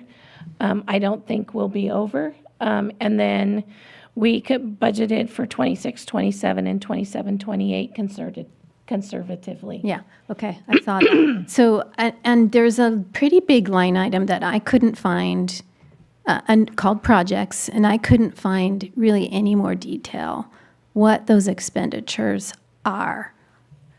Just, so I'm looking for just a general statement, like what falls into that bucket? Actually, I don't. It was like I didn't bring my 884,000. Huh? It's the one that's 884,000? Yeah. I didn't bring my laptop, and I had it actually open. we can bring that back. Okay. And the 22nd. It's a big number. Yeah. Oh, it was number, I think we stacked rank, it was fourth down from the top, Do you right? remember? So it's in the top 5. The projects line incorporates over several departments of projects that are going to be done, such as large repair and maintenance projects that aren't necessarily considered capital projects because we're not purchasing anything new to capitalize them. So when you're doing repairs on pipes or, well, that's the water fund, but it's a program within each department. Programs where people are budgeting different, I don't have the exact projects in my head, but it's over several departments, Parks and Rec, Public Works, Planning, Understood. all of them together. I'm sorry, and I misspoke. It was 588,000, but could we get a couple examples of that in for the, Yeah, I actually had it, like, pulled it up in OpenGov. Okay. But I didn't bring my laptop. and then just 2 other questions on the Measure U numbers, because we haven't heard from that committee address the council. I just want to verify that the numbers that we saw attributed to Measure U, in particular the 770K for the pickleball and the weed abatement and fire abatement combination, that those were approved and ratified by Measure U committee. Okay. Is that? We do have a Measure U committee here. Frank, do you want to say anything on that? Or? I can vouch that, yes, they were. Okay. 10 demerits for not paying attention. Are you watching the Dodger game? It's like student in the back of the class. What? Did the Measure U committee ratify the Yes. cost budgeting for Yes. the Yes. Parks and Rec? Thank you, Frank. We do believe you. Spurs are up. Yes. Good enough. are up, really? All right. Oh, Dear. I'm gonna. Real quick, I would like to say one thing. Thank you. Would you mind waiting for public comment? Sure. Just 1 minute. I'm just about to open that up. So thank you. Mr. Murphy? I just wanted to comment too, a lot of questions about the CIP. As I mentioned in the past, I've asked staff to look, further down on the horizon. We're only partway through the process. The water and wastewater fund are there. The other funds are not yet. So, but one of the reasons why we've got these preliminary numbers in here plugged into places where in a perfect world they would go is to demonstrate the need to the council, to the community. There's a lot of stuff that needs to be done. We have ignored our infrastructure for decades, not a couple years, for decades. And, the chickens are coming home to roost. These are things, one of the things I've asked staff to, and we haven't gotten there yet, but what I've asked them to do is kind of what Councilmember Arona was and Infante were suggesting. What is the drop dead date? We're going to identify these things because obviously every year you wait, it costs more. So what is okay? This is the preferred or ideal wish list time, and this is what it's going to cost. And we're going to try and get grants. We just had a Zoom call earlier today with our grant writing agent. About some money, to get some money to do some repairs on the Alisal Road Bridge over the river for a few $1 million. And we're trying to get a grant for that. But at some point, we're going to have to stop waiting for a grant and do it. And when's that drop dead date and what is it going to cost if we wait? So again, these are reasonably accurate numbers for what we've got in here. And it shows, as when he pointed out this graph, so that number, but the fund balance drops way down. But we are trying to get grants. We're looking at opportunities for cost savings. One of the things I've been talking about with the other city managers as we meet once a month is coordinating our public works projects so that when the city of Solvang is doing a slurry seal, maybe the county is too, or the city of Buellton or some adjacent jurisdiction, that if we bid the project at the same time, we might attract the granite or the bigger contractors and save on the mobilization costs because they're coming and working and doing 3 or 4 jobs in the same area. So we're looking at ways to consolidate, working smarter, not harder, making the money go farther. And these are very early discussions, but it's something that I think has some potential.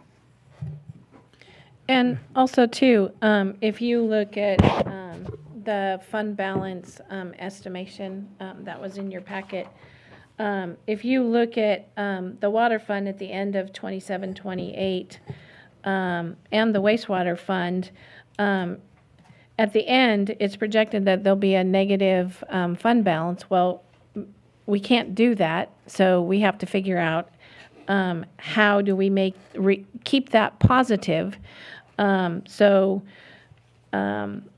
One way is to, look at other revenue sources and then do the utility rate study because we can't have that number be negative.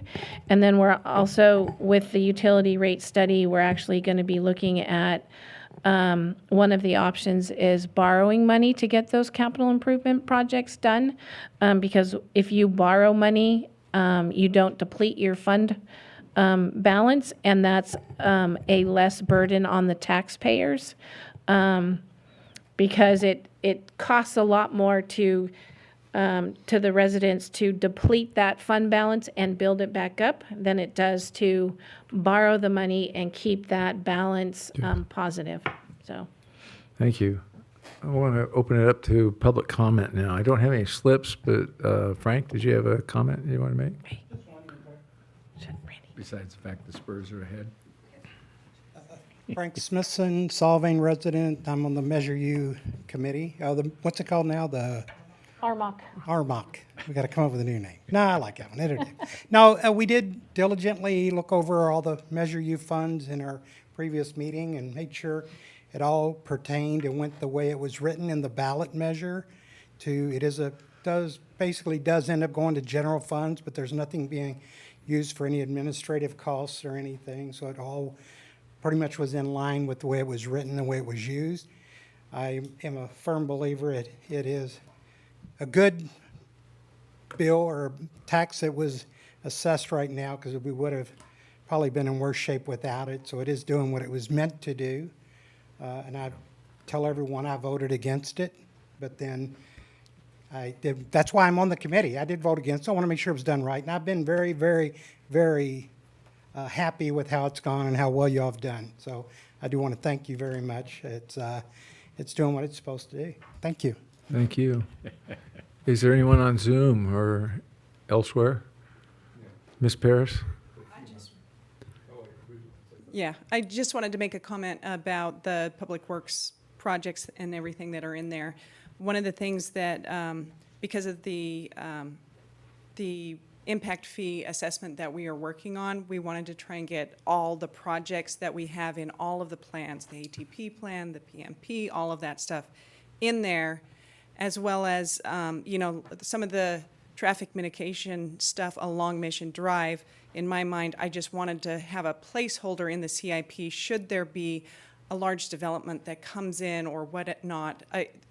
We'd have some grounds for our requests for any sort of development impact fees and things like that we would try and get from the development when it comes through. So that was a effort to just try and have every project that we've said in every plan, and then also any kind of things that we've talked about, but not necessarily, a lot of the stuff along Mission Drive, we can't, we're beholden to Caltrans, so we're at somewhat of an impasse as far as what we can do there currently, but I think it's worth having it in there as a possible placeholder. That's why it's very far out for any of those things, but it is something that we wanted to have a placeholder for. That's it. Thanks. Thank you. If there's none other, we will close it to public comment. Oh, is there someone online? Oh, okay. So sorry. Please, Fatima Lopez, you're on. Good evening, Mayor and council members. Can you hear me? Thank you, we can. Okay. My name is Fatima Lopez, and I currently serve as the city's HR specialist. My intention was to be present in person to speak on this, but I have a 2-week-old baby now, as well as 2 older kids, and that made it a little harder. I noticed Wendy skipped over the recommendation to eliminate my position in her staff report. Is there a reason?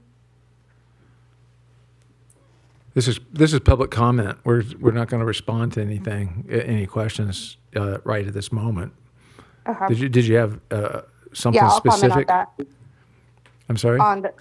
It was a bullet on her staff report. Okay. So I wanted to make a comment. After reading, I found myself agreeing with much of what was written. The city's administration workload has increased, and that employee recognition and retention efforts, the personnel policies need updating, and I agree. In fact, these are many of the responsibilities that I have been performing and supporting as the city's HR specialist.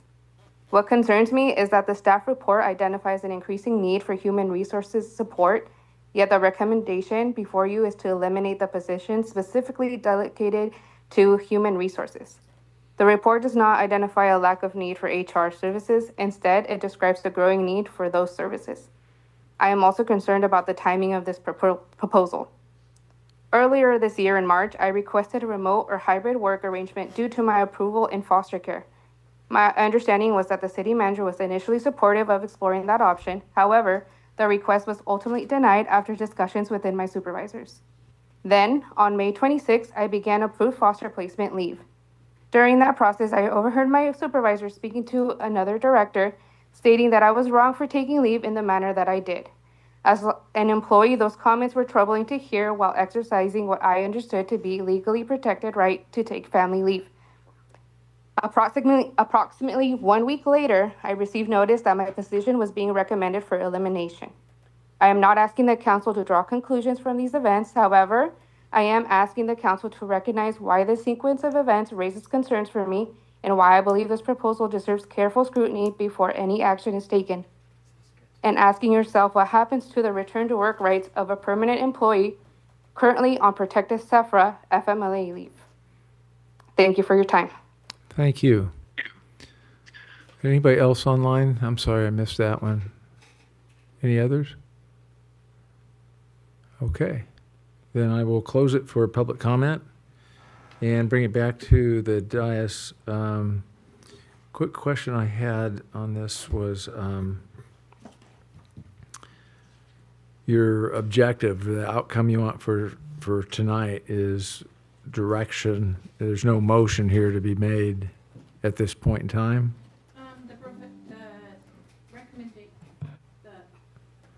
The recommendation would be to provide direction to staff and authorize staff to return with the final budget for consideration at the June 22nd meeting. Okay.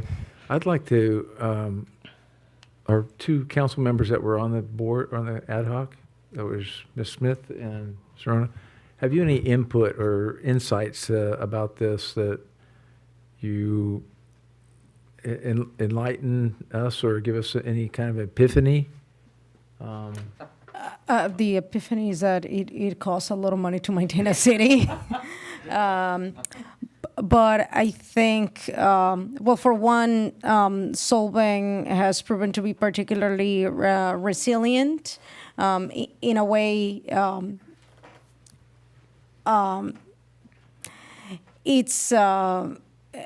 it is problematic that most of our revenue comes from tourism, but in the other side, it's also a blessing that people from all over come and support our town, and that's always the balance, balancing the needs of the residents and also catering to our visitors, which ultimately allow us to pay for a lot of the services that we provide. Traditionally, we've been pretty fiscally conservative, so we are in a position that many cities would envy, but at the same time, it's great to see all of this information, see how much our infrastructure costs to maintain so that we can keep making the best decisions that we have based on this data. So that's, I think that's what we have. And it's great to have, these forecasts, like we say, so that Right. we have a wish list, and then we can make the best decisions that we Thank can. you. Yeah. Ms. Smith? Ditto. But I mean, I want to thank Wendy and Jason and Clow and everybody on the team to put this all together, because it does take a lot of money to run a city, and I think our city manager is on point that we've put off a lot of things that do need to be taken care of, and if we keep putting it off, we're gonna spend more money. So we just need to get through this, and it's a little sad to see where we're going to potentially be in 3 or 4 years, but I know we're resilient, and we're going to come up with ways of creating ways to get more money to the city. So I just want to commend the team for putting this all together, and so I really don't have any other insight. Okay. Well, thank you. Mr. Murphy, you had a question? I just wanted to comment, the comment that was made a moment ago. Wendy, I'm going to put words in her mouth. I know she intended to mention it, but she got a little tied up in the numbers and neglected. It is a recommendation. It is my recommendation, not anybody else's. We need to upgrade the position and make it more inclusive of some higher level HR responsibilities. That is why the position was recommended for elimination and replacement with a management analyst. The net effect to the budget is about $22,000 a year. It is certainly something that can be absorbed and is in the budget as it's that number.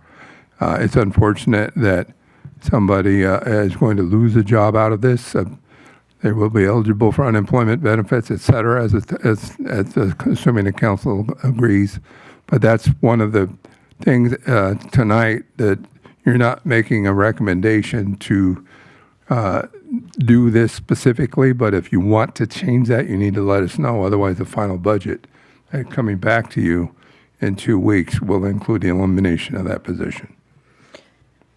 I have one more question. Thank you, Randy. I realized I just wasn't checking my notes. I did have one more thing that I wanted to make sure, if I overlooked it, gets put in the next iteration, because we did increase our lifeguard and our support for the aquatics program, and we know that's going to be a permanent requirement, and it'll probably scale once we get to the new facility. When we get there, that will include operations and maintenance items. So did we plan for those items as well? We do have those items in the Okay. budget, yes. And that also speaks to really what is a permanent increase in our head count.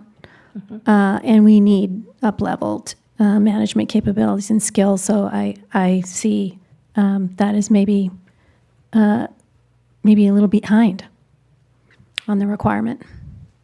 Thank you. Mr. Murphy, you have I just wanted to add some of the things that I didn't mention all the details, but our employee-employer relations resolution, as a Star Wars geek, I want to call it the E2R2, has not been updated in over a decade. Other personnel policies have not been updated for years. There are policies we need to do based on changes in labor law, and I could go on and on with the list. These are things that I recognized when I began here 3 years ago, and I know Wendy has been trying to get it done, but she doesn't have the bandwidth to do that and keep up with all the budget requirements. So we need somebody with HR expertise that the incumbent position, HR specialist, does not possess, does not have the education that's required. So it's unfortunate, like I said, but it is a necessary step to get us moving in the right direction. Thank you. I think, unless anybody has any objections, do you have enough to move forward with this for the next meeting? Okay. You're just looking for direction, and I think you've gotten enough feedback here to move forward with that. Thank you. We'll move on to item 8B. Would you read that into the record, please, Madam Clerk? Direction to staff to initiate the State Route 246, AKA Mission Drive relinquishment process with Caltrans District 5.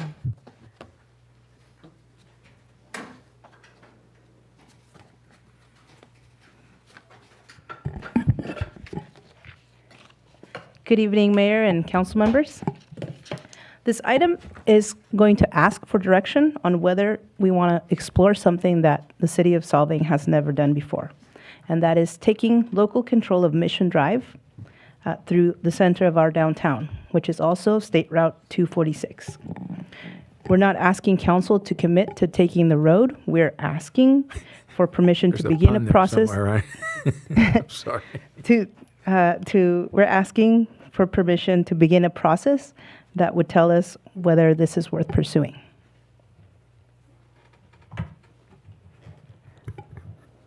No, that's okay. Thank you for doing it. This comes up because Mission Drive is the city's main street, but the city does not control it, as has been mentioned in previous presentations tonight and in the past. It's owned and operated by Caltrans District 5, and almost any change that we want to make, retiming on a signal, adding a crosswalk, adjusting the lanes, needs Caltrans concurrence and oftentimes encroachment permits. That's a barrier to council goal number 3 of the council adopted goals, which direct city to improve traffic, pedestrian, and bicycle circulation on State Route 246. As long as the city does not hold the road, the goal stays largely out of our hands. These are a few numbers that the residents feel every day, and that includes 21,000 vehicles a day through downtown. At peak times on weekends, holidays, and event days, traffic between 5th Street and Alisal Road slows down to 12 to 13 miles per hour against a 25 mile per hour limit. And it backs up drivers and traffic onto residential streets on both sides of downtown. The stretch in question is only about a mile and a half, actually a little bit more. And that short length is the amount that we're looking to take on. The city has had a working relationship with Caltrans, and we intend to keep it that way. District 5 has come and walked the corridor, and Caltrans traffic signal assessment is underway. We have been denied a state planning grant twice for improvements along State Route 246, and Randy just noted one of them.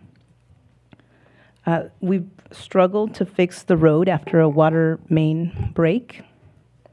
We're trying to run a camera pilot to build that data that we need, but we can't get the cameras on the poles because they belong to Caltrans. And relinquishment is just one option that the city wants to understand, and we want to continue our partnership alongside of that. However the council decides to proceed, staff will continue to coordinate closely with District 5. So it's a long process, and the city gets to set the pace. If the city council gives direction tonight, here's what the path looks like. The city sends Caltrans a letter of intent. Caltrans then prepares a relinquishment assessment report that studies whether that segment still serves a state transportation need. Once the state decides relinquishment is in its interest, the legislation and negotiated terms move together, and California Transportation Commission makes the final decision. Caltrans has estimated this timeline to be between 3 to 9 years. And the city can stop the process at any time, but tonight's decision would start the clock. And it doesn't lock the city into anything if we decide not to proceed. This has been done before, and it has been done in a couple of examples, include Chino, which took local control of a stretch of Route 83 in 2025, where Caltrans paid $18.8 million, and Santa Barbara took over Route 225 back in 2014 for about $1 million. In each case, the state was already willing to let the road go. Chino, because the neighboring cities had taken their segments first, and in Santa Barbara, the state did not need the road because it was a loop of Highway 101. Our case is harder, and Solvang is not in the same position. The State Route 246 does not end at the city limits. It continues east to Highway 154 and west through Buellton and to Lompoc. So the city would be asking the state to give up its a route it still relies on. Chino and Santa Barbara were different because those were roads that the state was already willing to let go of.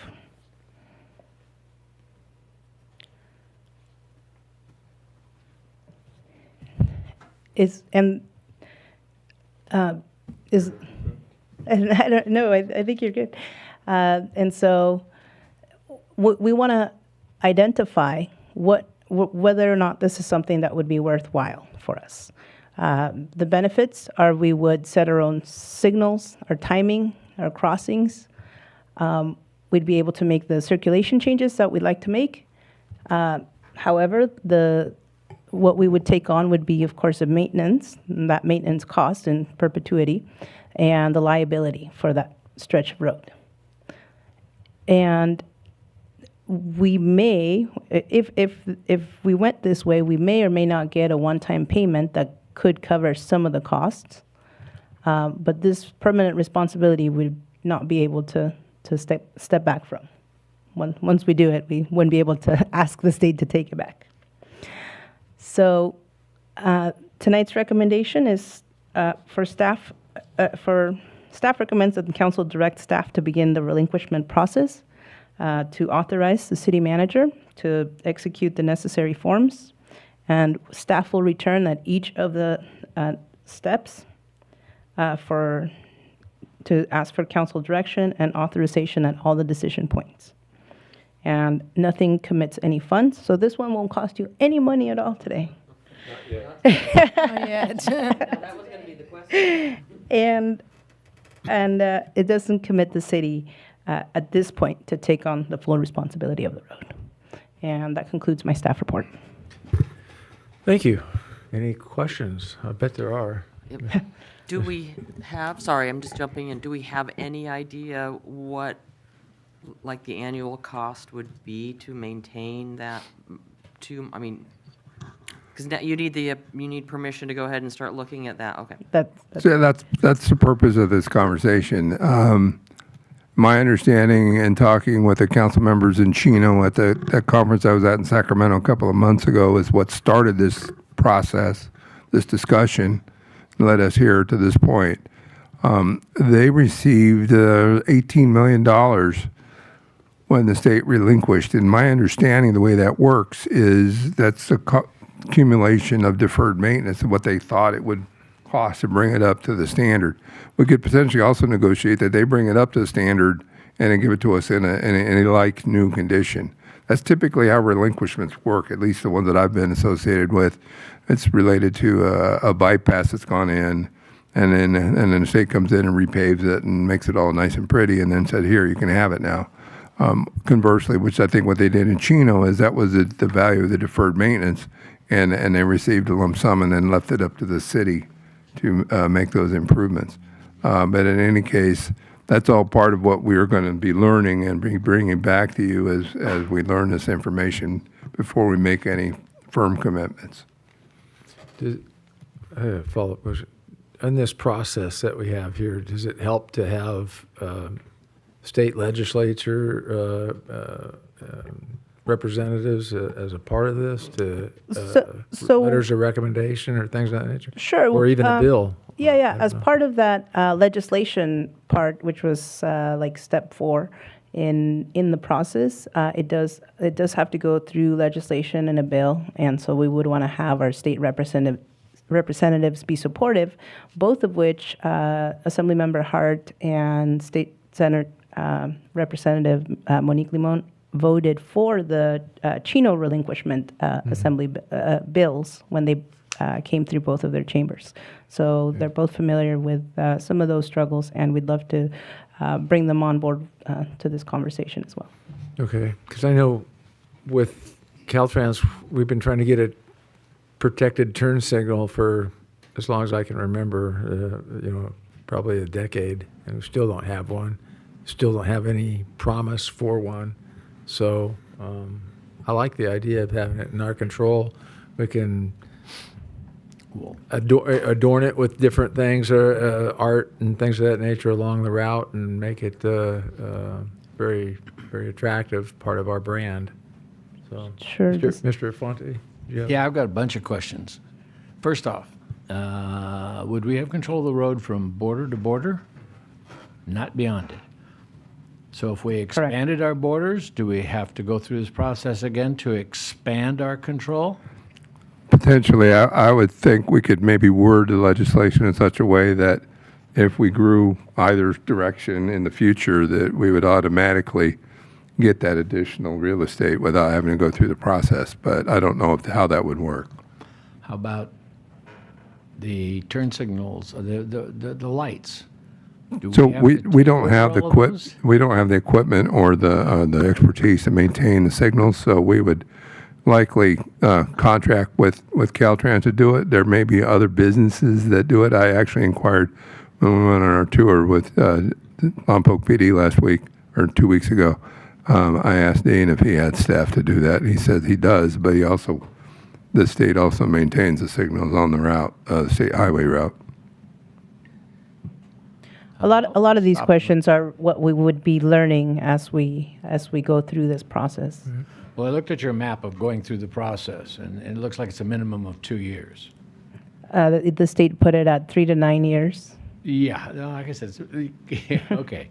So it's nothing that we're going to hear about, or we have to make a decision on immediately, but there's a million questions with regard to, if we have to pave for it, pave it, if we have to take care of the lights, if we have the crosswalks, all parking, all of that is part of controlling the road, I assume, and that's something we'd have to look at. Thank you. Yeah, I'd be interested to see how often they do improvements on the road so that we can get an idea of how much it would cost the city if we were to do that maintenance ourselves. Also, I hope that within the next 3 years, they have a big project plan so that we don't have to cover it. But Yeah, that would be part of the exploration. I just have no. I mean, I think we need to investigate it. The only thing about Chino is I would wonder if it's such a fresh legislative change, if they have any real, after the handoff in a year or two of those experiences, if they had any regrets or, surprises. And that would be the thing I'd want to take as a learning. So we'll have to be really good at asking all the questions we could possibly think of.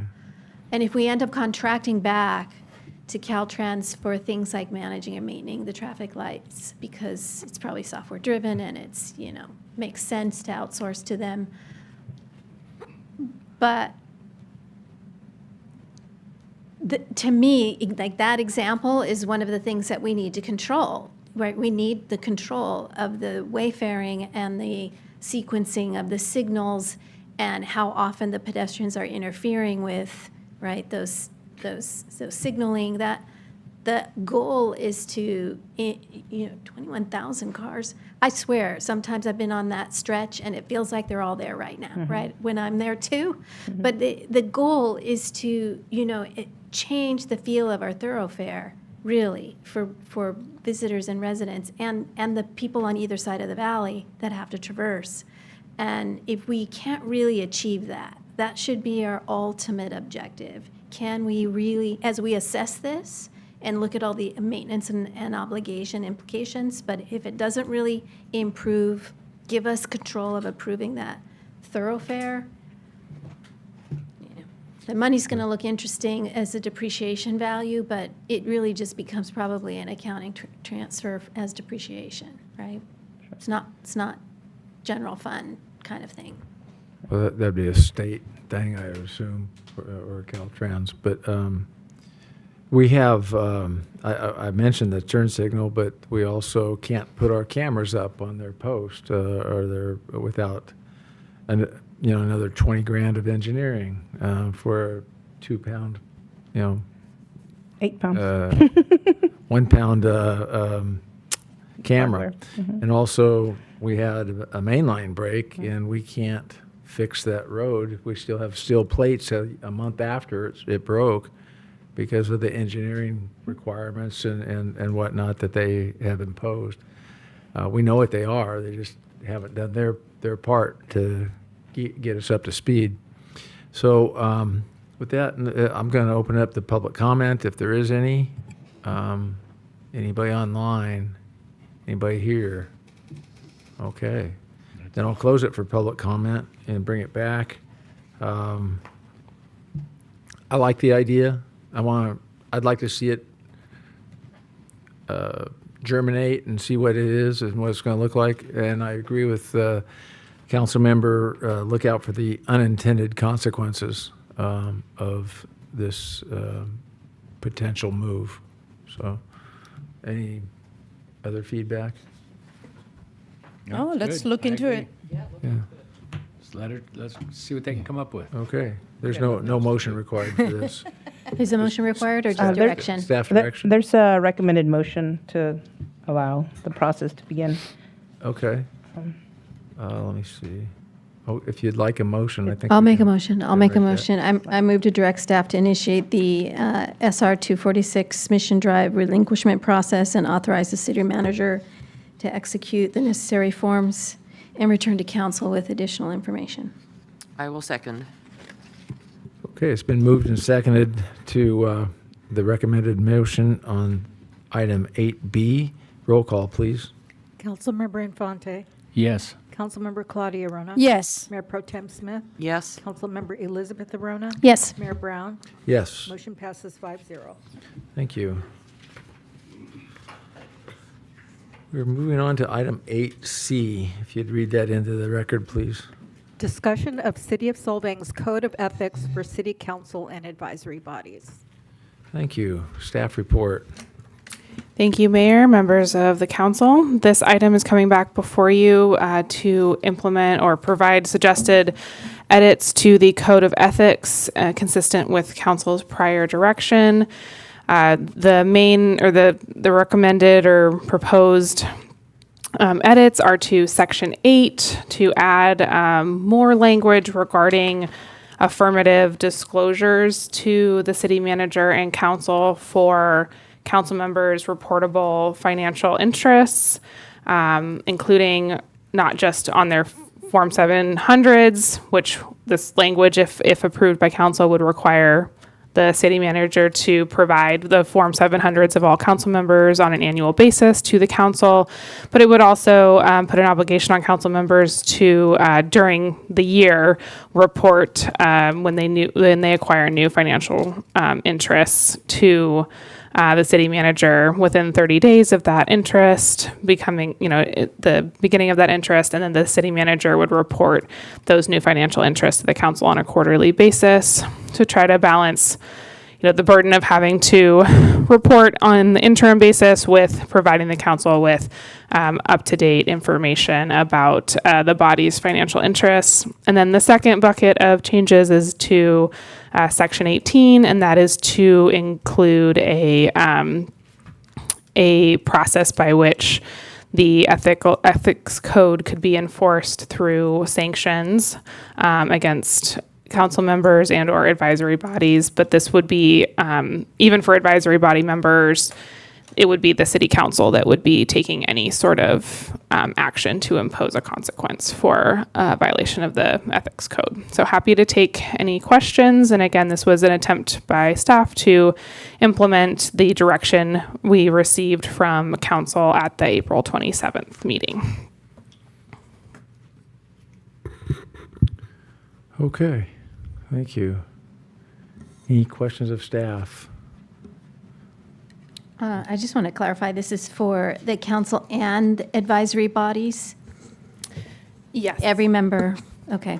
Yes, the reporting requirements for Section 8 that are new, such that the city manager would provide the Form 700s of all council members on an annual basis, and the requirement to, in the interim of the year, report new financial interests, that would only apply to council members, but the ethical obligations and the sanction provisions would apply to advisory body members as well. Should you adopt that language? I mean, we're here to discuss it, so if you have if the council wishes something else, we can change it. Yeah, I had some interesting perspectives of it. I can think of a couple scenarios in the previous administrations here in Solvang where there was a mayor and a city manager. The history of that example, how would this have prevented those issues with the it was no, I don't want to throw anybody on their bus with regards to names, but there was a previous mayor and city manager that was rather tight, and I'm not sure that this kind of policy would have changed that situation. It was not for the betterment of Solvang.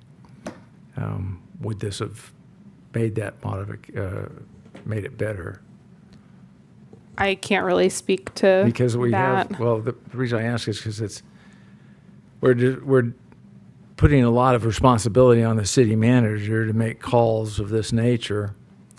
And I'm just saying, those calls wouldn't have been done in that scenario. I don't perceive that it would have been done in that scenario. I anticipated that there was going to be some additional add-ons to the finance and reporting aspects of it, but this goes a lot further than that. The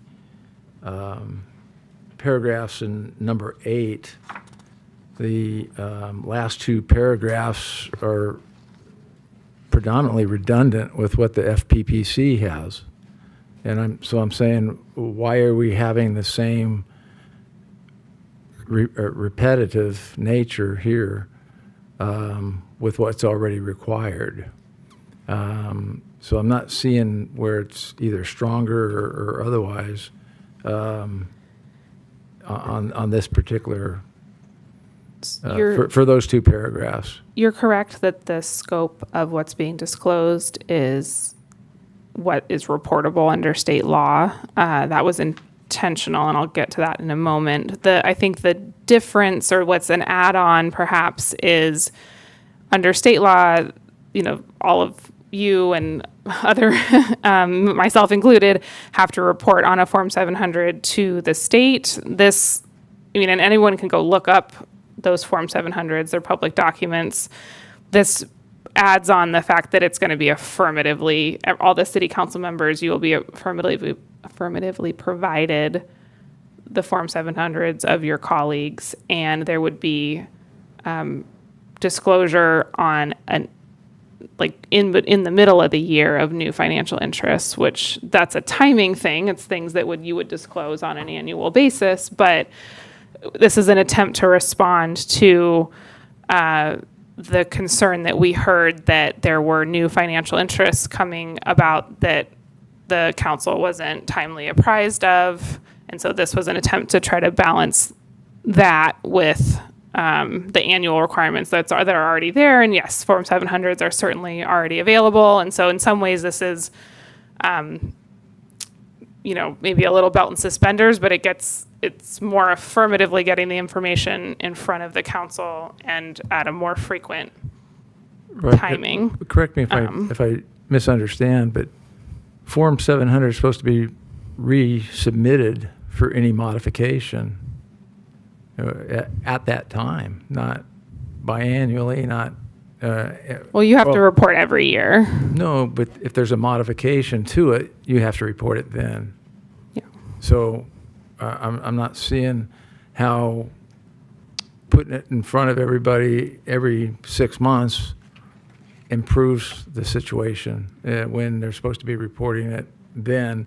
It might be that you wouldn't learn about it for 6 months if that had just gone by, but it's incumbent on each individual to fill out that again for any modification to their compensation or sources. Is that correct? Yeah, I mean, the Form 700 requirements are this is not changing that. I think what's different is that it's just suggesting that the city manager would be providing that information to the council rather than if any council member wanted to know, they would have to go look it up. That's the difference. The way I read it is exactly that. It allows the council and the staff to be more accountable to each other because there's a proactive action once an F700 change is made.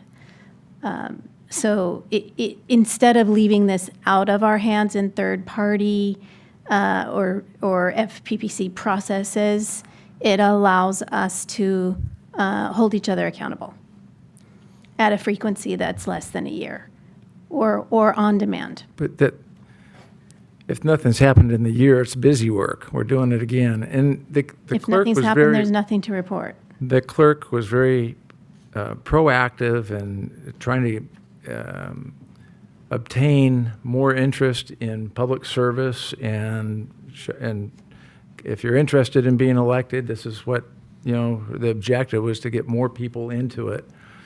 And we keep throwing up additional barriers for individuals that I actually don't think this is a barrier. I see where you're going, Dave, because I think we're such a tiny town. The overlap of sources of income and property to public service it should be expected. It should be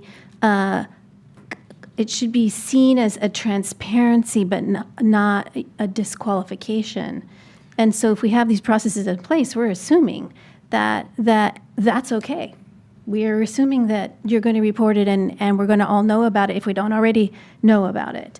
But I think that's a natural thing for such a tiny town.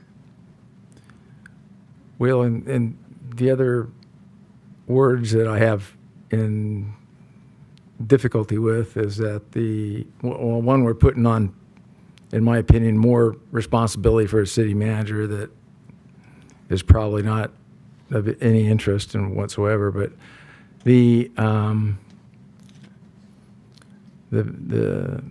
other thing that's in here, I tried to highlight this stuff and didn't say it all, but in the scope, it says the section applies to alleged violations. I think they should be explicit and identified.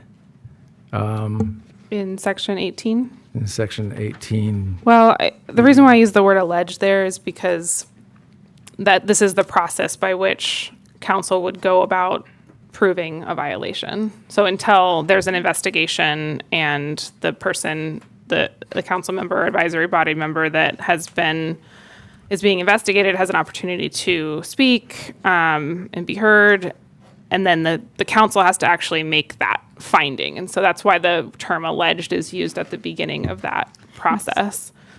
Assumes innocence. It's not that there would be a sanction imposed for just an alleged violation. It's that that part I understand. It's the allegement that you're handcuffing other people or making them do the busy work on.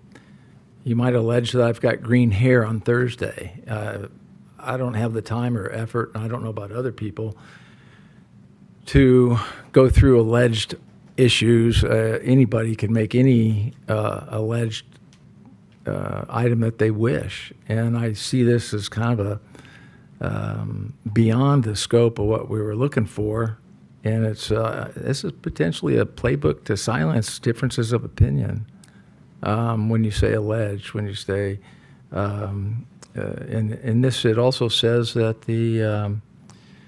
it's up to the city council to bring about issues on the other boards, but the other boards don't have the power to bring up their own individuals or others.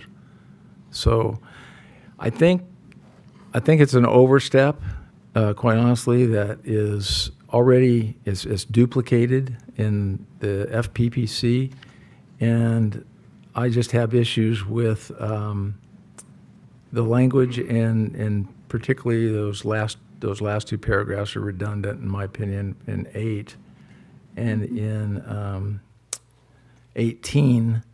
the fact that it says alleged as opposed to explicit or documented violations. And then it says alleged violations of state or federal shall be referred to the appropriate enforcement agency. By who? And which agency would that be? And then, like I said, in 2I, it says council may request that an alleged violation of this code by another council member or advisory board be placed on a future agenda item. I don't see why we're putting alleged issues on the agenda item if we're just doing investigation. It should be explicit. So that's my thought process on that. And anybody having? Yeah, I will add that. I mean, I would hope that, everybody here acts in the best interest of the city, but I can also see how these could get abused on political games, 2-3 or 3-1 don't like each other, and we want to give a particular council member a hard time because we disagree with them in whatever issue. And while I don't think anybody here would waste staff time and city resources that way, I could see how that could be abused. Also, I will say that while I think it's commendable that we all want to keep each other accountable, ultimately we are elected by the public. We are accountable to the public. And while another council member might not find our opinions or decisions favorable, we are acting or we should act in favor of our constituents, not our colleagues. And again, while I don't think this council would abuse this particularly, I can see how these could get abused to just target or bully a colleague just because we don't like them, we don't like their opinions or something like that. Because these can be brought up on allegations, not even facts, just allegations. And then we're talking about bringing in a third party, an investigation. We're going to spend more time and money on an investigation on something that may or might not be happen while we have tons of other things to worry about. I do wonder if we can make statements as a council on the actions of something that we find reprimandable. I do wonder if we can do that without having the procedure, to do that. We can make resolutions on things that the council believes to be true. So I do wonder if we really need this. Can I just ask the attorney to make a comment on whether this could be weaponized for political use? This is really about conflict of interest, is the way I read it. This is really identifying if there's a financial conflict, real property, source of income, interest. This has nothing to do with an opinion or a political position, or even I think you suggested maybe didn't like the way you voted. Can you just comment on that? The scope of what we would find applicable in this ethics code. Certainly, and I do want to focus on any questions you have for me before we go to public comment. Though I think we're getting into a healthy discussion about the item. As far as so a couple of things in response to your question, Councilmember Arona. The Section 18 applies to violations of the code in its entirety. So that includes the conflict of interest pieces, but there's also other provisions in there that relate to other conduct, conduct at public meetings, gifts, and I guess that's more of a conflict of interest. Yeah. But so it is a little broader. It's slightly broader, but not necessarily about decisions. I just want to crystallize that point. Yeah. So let's list what it is. Conduct, which kind of helps us be civil. Conflicts of interest, which is really around the financial using our office for private gain. or identifying those potential business conflicts up front, gifts and favors, which is kind of clearly speaks to, all of those things speak to public trust, right? Which is, are we, because in the absence of that, we do leave it to FPPC, and no one knows what they're doing or that they're doing, taking any action. That's the point of being accountable to each other and maintaining public trust. So we can continue on with business of the public. If I may respond to the other part of your question, I think in general, with ethics codes, there is a risk that they be weaponized politically. And I noted that in the staff report and in the prior presentation as well. One way to deal with that is to have a self-enforcing ethics code, which is what we currently have, in the sense that you are all just beholden to each other and yourselves to follow it, but there are no, affirmative actions that the council can take to discipline someone for violating the ethics code. Because if there's no disciplinary action, there's no way to weaponize it. That's one way to solve it. However, some cities do, it's not uncommon, have an enforcement mechanism like this where there's sanctions that can be imposed, including, censure or removal from your committee assignments, as a way to be able to ensure that there's compliance with the ethical standards.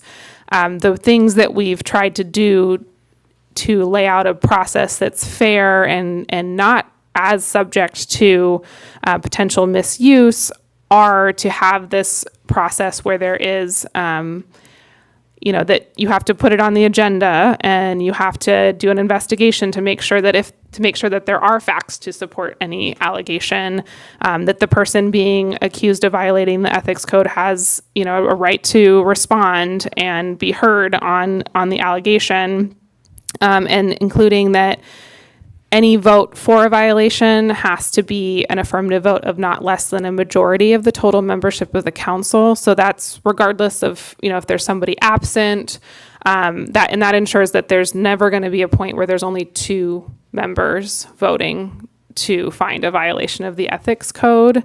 And further also that the council member or advisory, well, I guess it'd just be the council member who is, being accused of a violation can't vote on their own motion about their violation of the ethics code, because we've had that happen for another client and it was very awkward and wasn't a good look for the city, and I think further undermined, further undermines public trust when you have someone who's being accused of violating vote, no, I didn't, on the resolution about their conduct.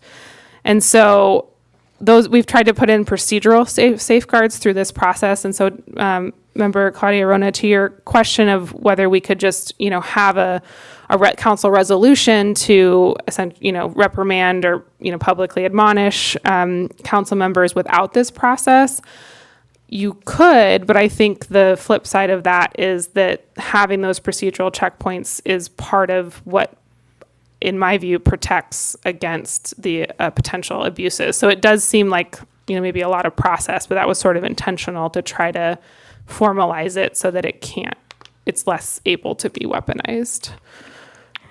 So there's this due process built in, and it's not just, somebody can make a motion and say, we reprimand you. And you didn't comment about the right to respond, but there is a right to respond. There is a right to respond. I just wonder, again, not that I think anybody here would abuse it, but then do you want to spend the time on requesting somebody on the agenda, make findings, get an investigation, get the accused of, to respond?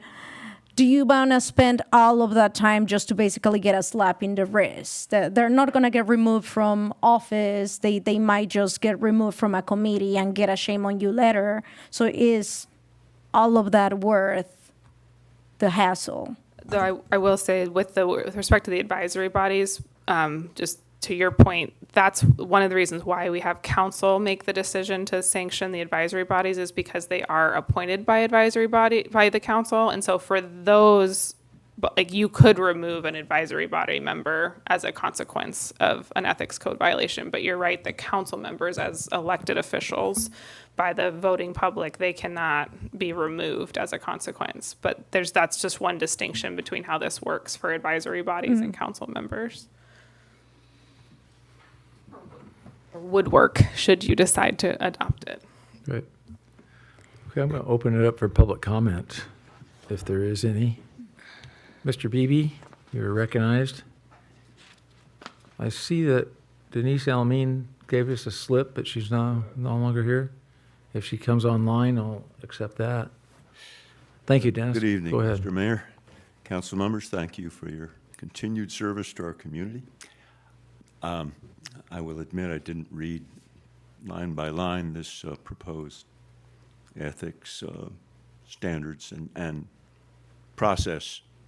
But advisory body, the term, I hope it's defined. I mean, you quite often ask citizens to join committees and advise you. UBEC comes to mind, and I'm reflecting the mayor's comments. You don't want to discourage participation from the citizens when you're asking for their time. Are you also asking them to also file a Form 700? Hope not. Anyway, just want to make sure you clearly define the advisory bodies. I can think of two that are kind of permanent, right? Planning Commission and Design Review Committee. But there's lots of advisory bodies, Measure U. So just make sure it's explicit. And then when you're asking for people to volunteer, make sure they know the extra requirements that might be imposed by this ethics. Thank you. Thank you. Any others for, is Ms. Almeen online? No? Okay, I'm going to close it for public comment and move on. You had a... So I just want to respond to that. Advisory bodies appointed by the council are the Planning Commission, the DRC, and the RMOC. All the other, the UBEC, the IRC, and whatever else we come up with, are they are committees that are the city. The Recreation Master Plan is another one just popped in my head. Those are not appointed by council, so those are not advisory bodies. They are helpful in the process, but they are not required to do FPPC things because they're not formally appointed by the council. That would be appointed by either myself, the city manager, or one of the department heads that might be asking for help on a process. Thanks for clarifying that, Randy. So just to be clear, those particular advisory boards that would be subject to inheriting these changes are already filing F-700s and already subject to Brown Act. And do they also sign, because we signed, do they also sign the ethics? Okay, so they're already onboarded. Okay. So do we have an idea of how much time looking at this every quarter? I mean, how much time it's going to take if everything's above board? And I don't anticipate that it would take much of my time. It might take some of Anna Marie's time, but that's stuff we do already anyway, maybe not on a quarterly basis, but on a regular basis. Thank you. Anna Marie, you already take note of recusals, but do you take note of recusals when we're, yeah. So I mean, I don't see a change in the processes at all, except aggregating into a report. And I don't see that we often, I could be wrong, how often do we file changes to our F-700s? It's minimal impact. Yeah. One academic issue. You've got two number 18s in here. You did notice that, I presume? Oh, there it is.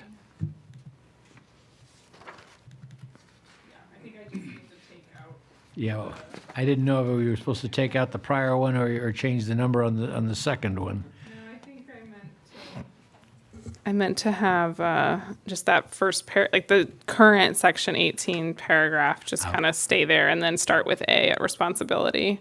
Okay. Yeah. Well, you changed well, all right. I'll leave that to you. but- I can make, with your direction, I can make that edit and you could still Approve everything. approve. Yes. Thank you for catching that. That's a casualty of making drafting the procedure for the sanctions in a separate document and then bringing it over. So thank you. You read enough of this stuff and you find these things, you know?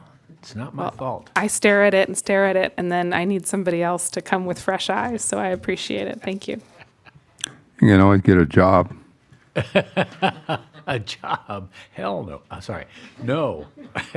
We're pushing against the hour here, so let's move this forward. If I'll make a motion to approve the recommended changes to the ethics code with the correction to, is it section 18?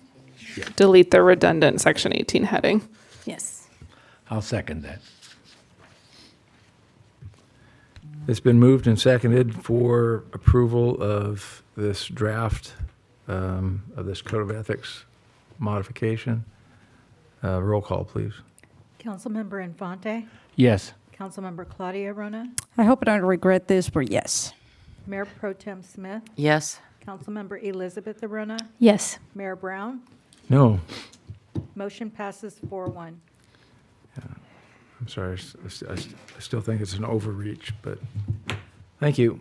Let's go to,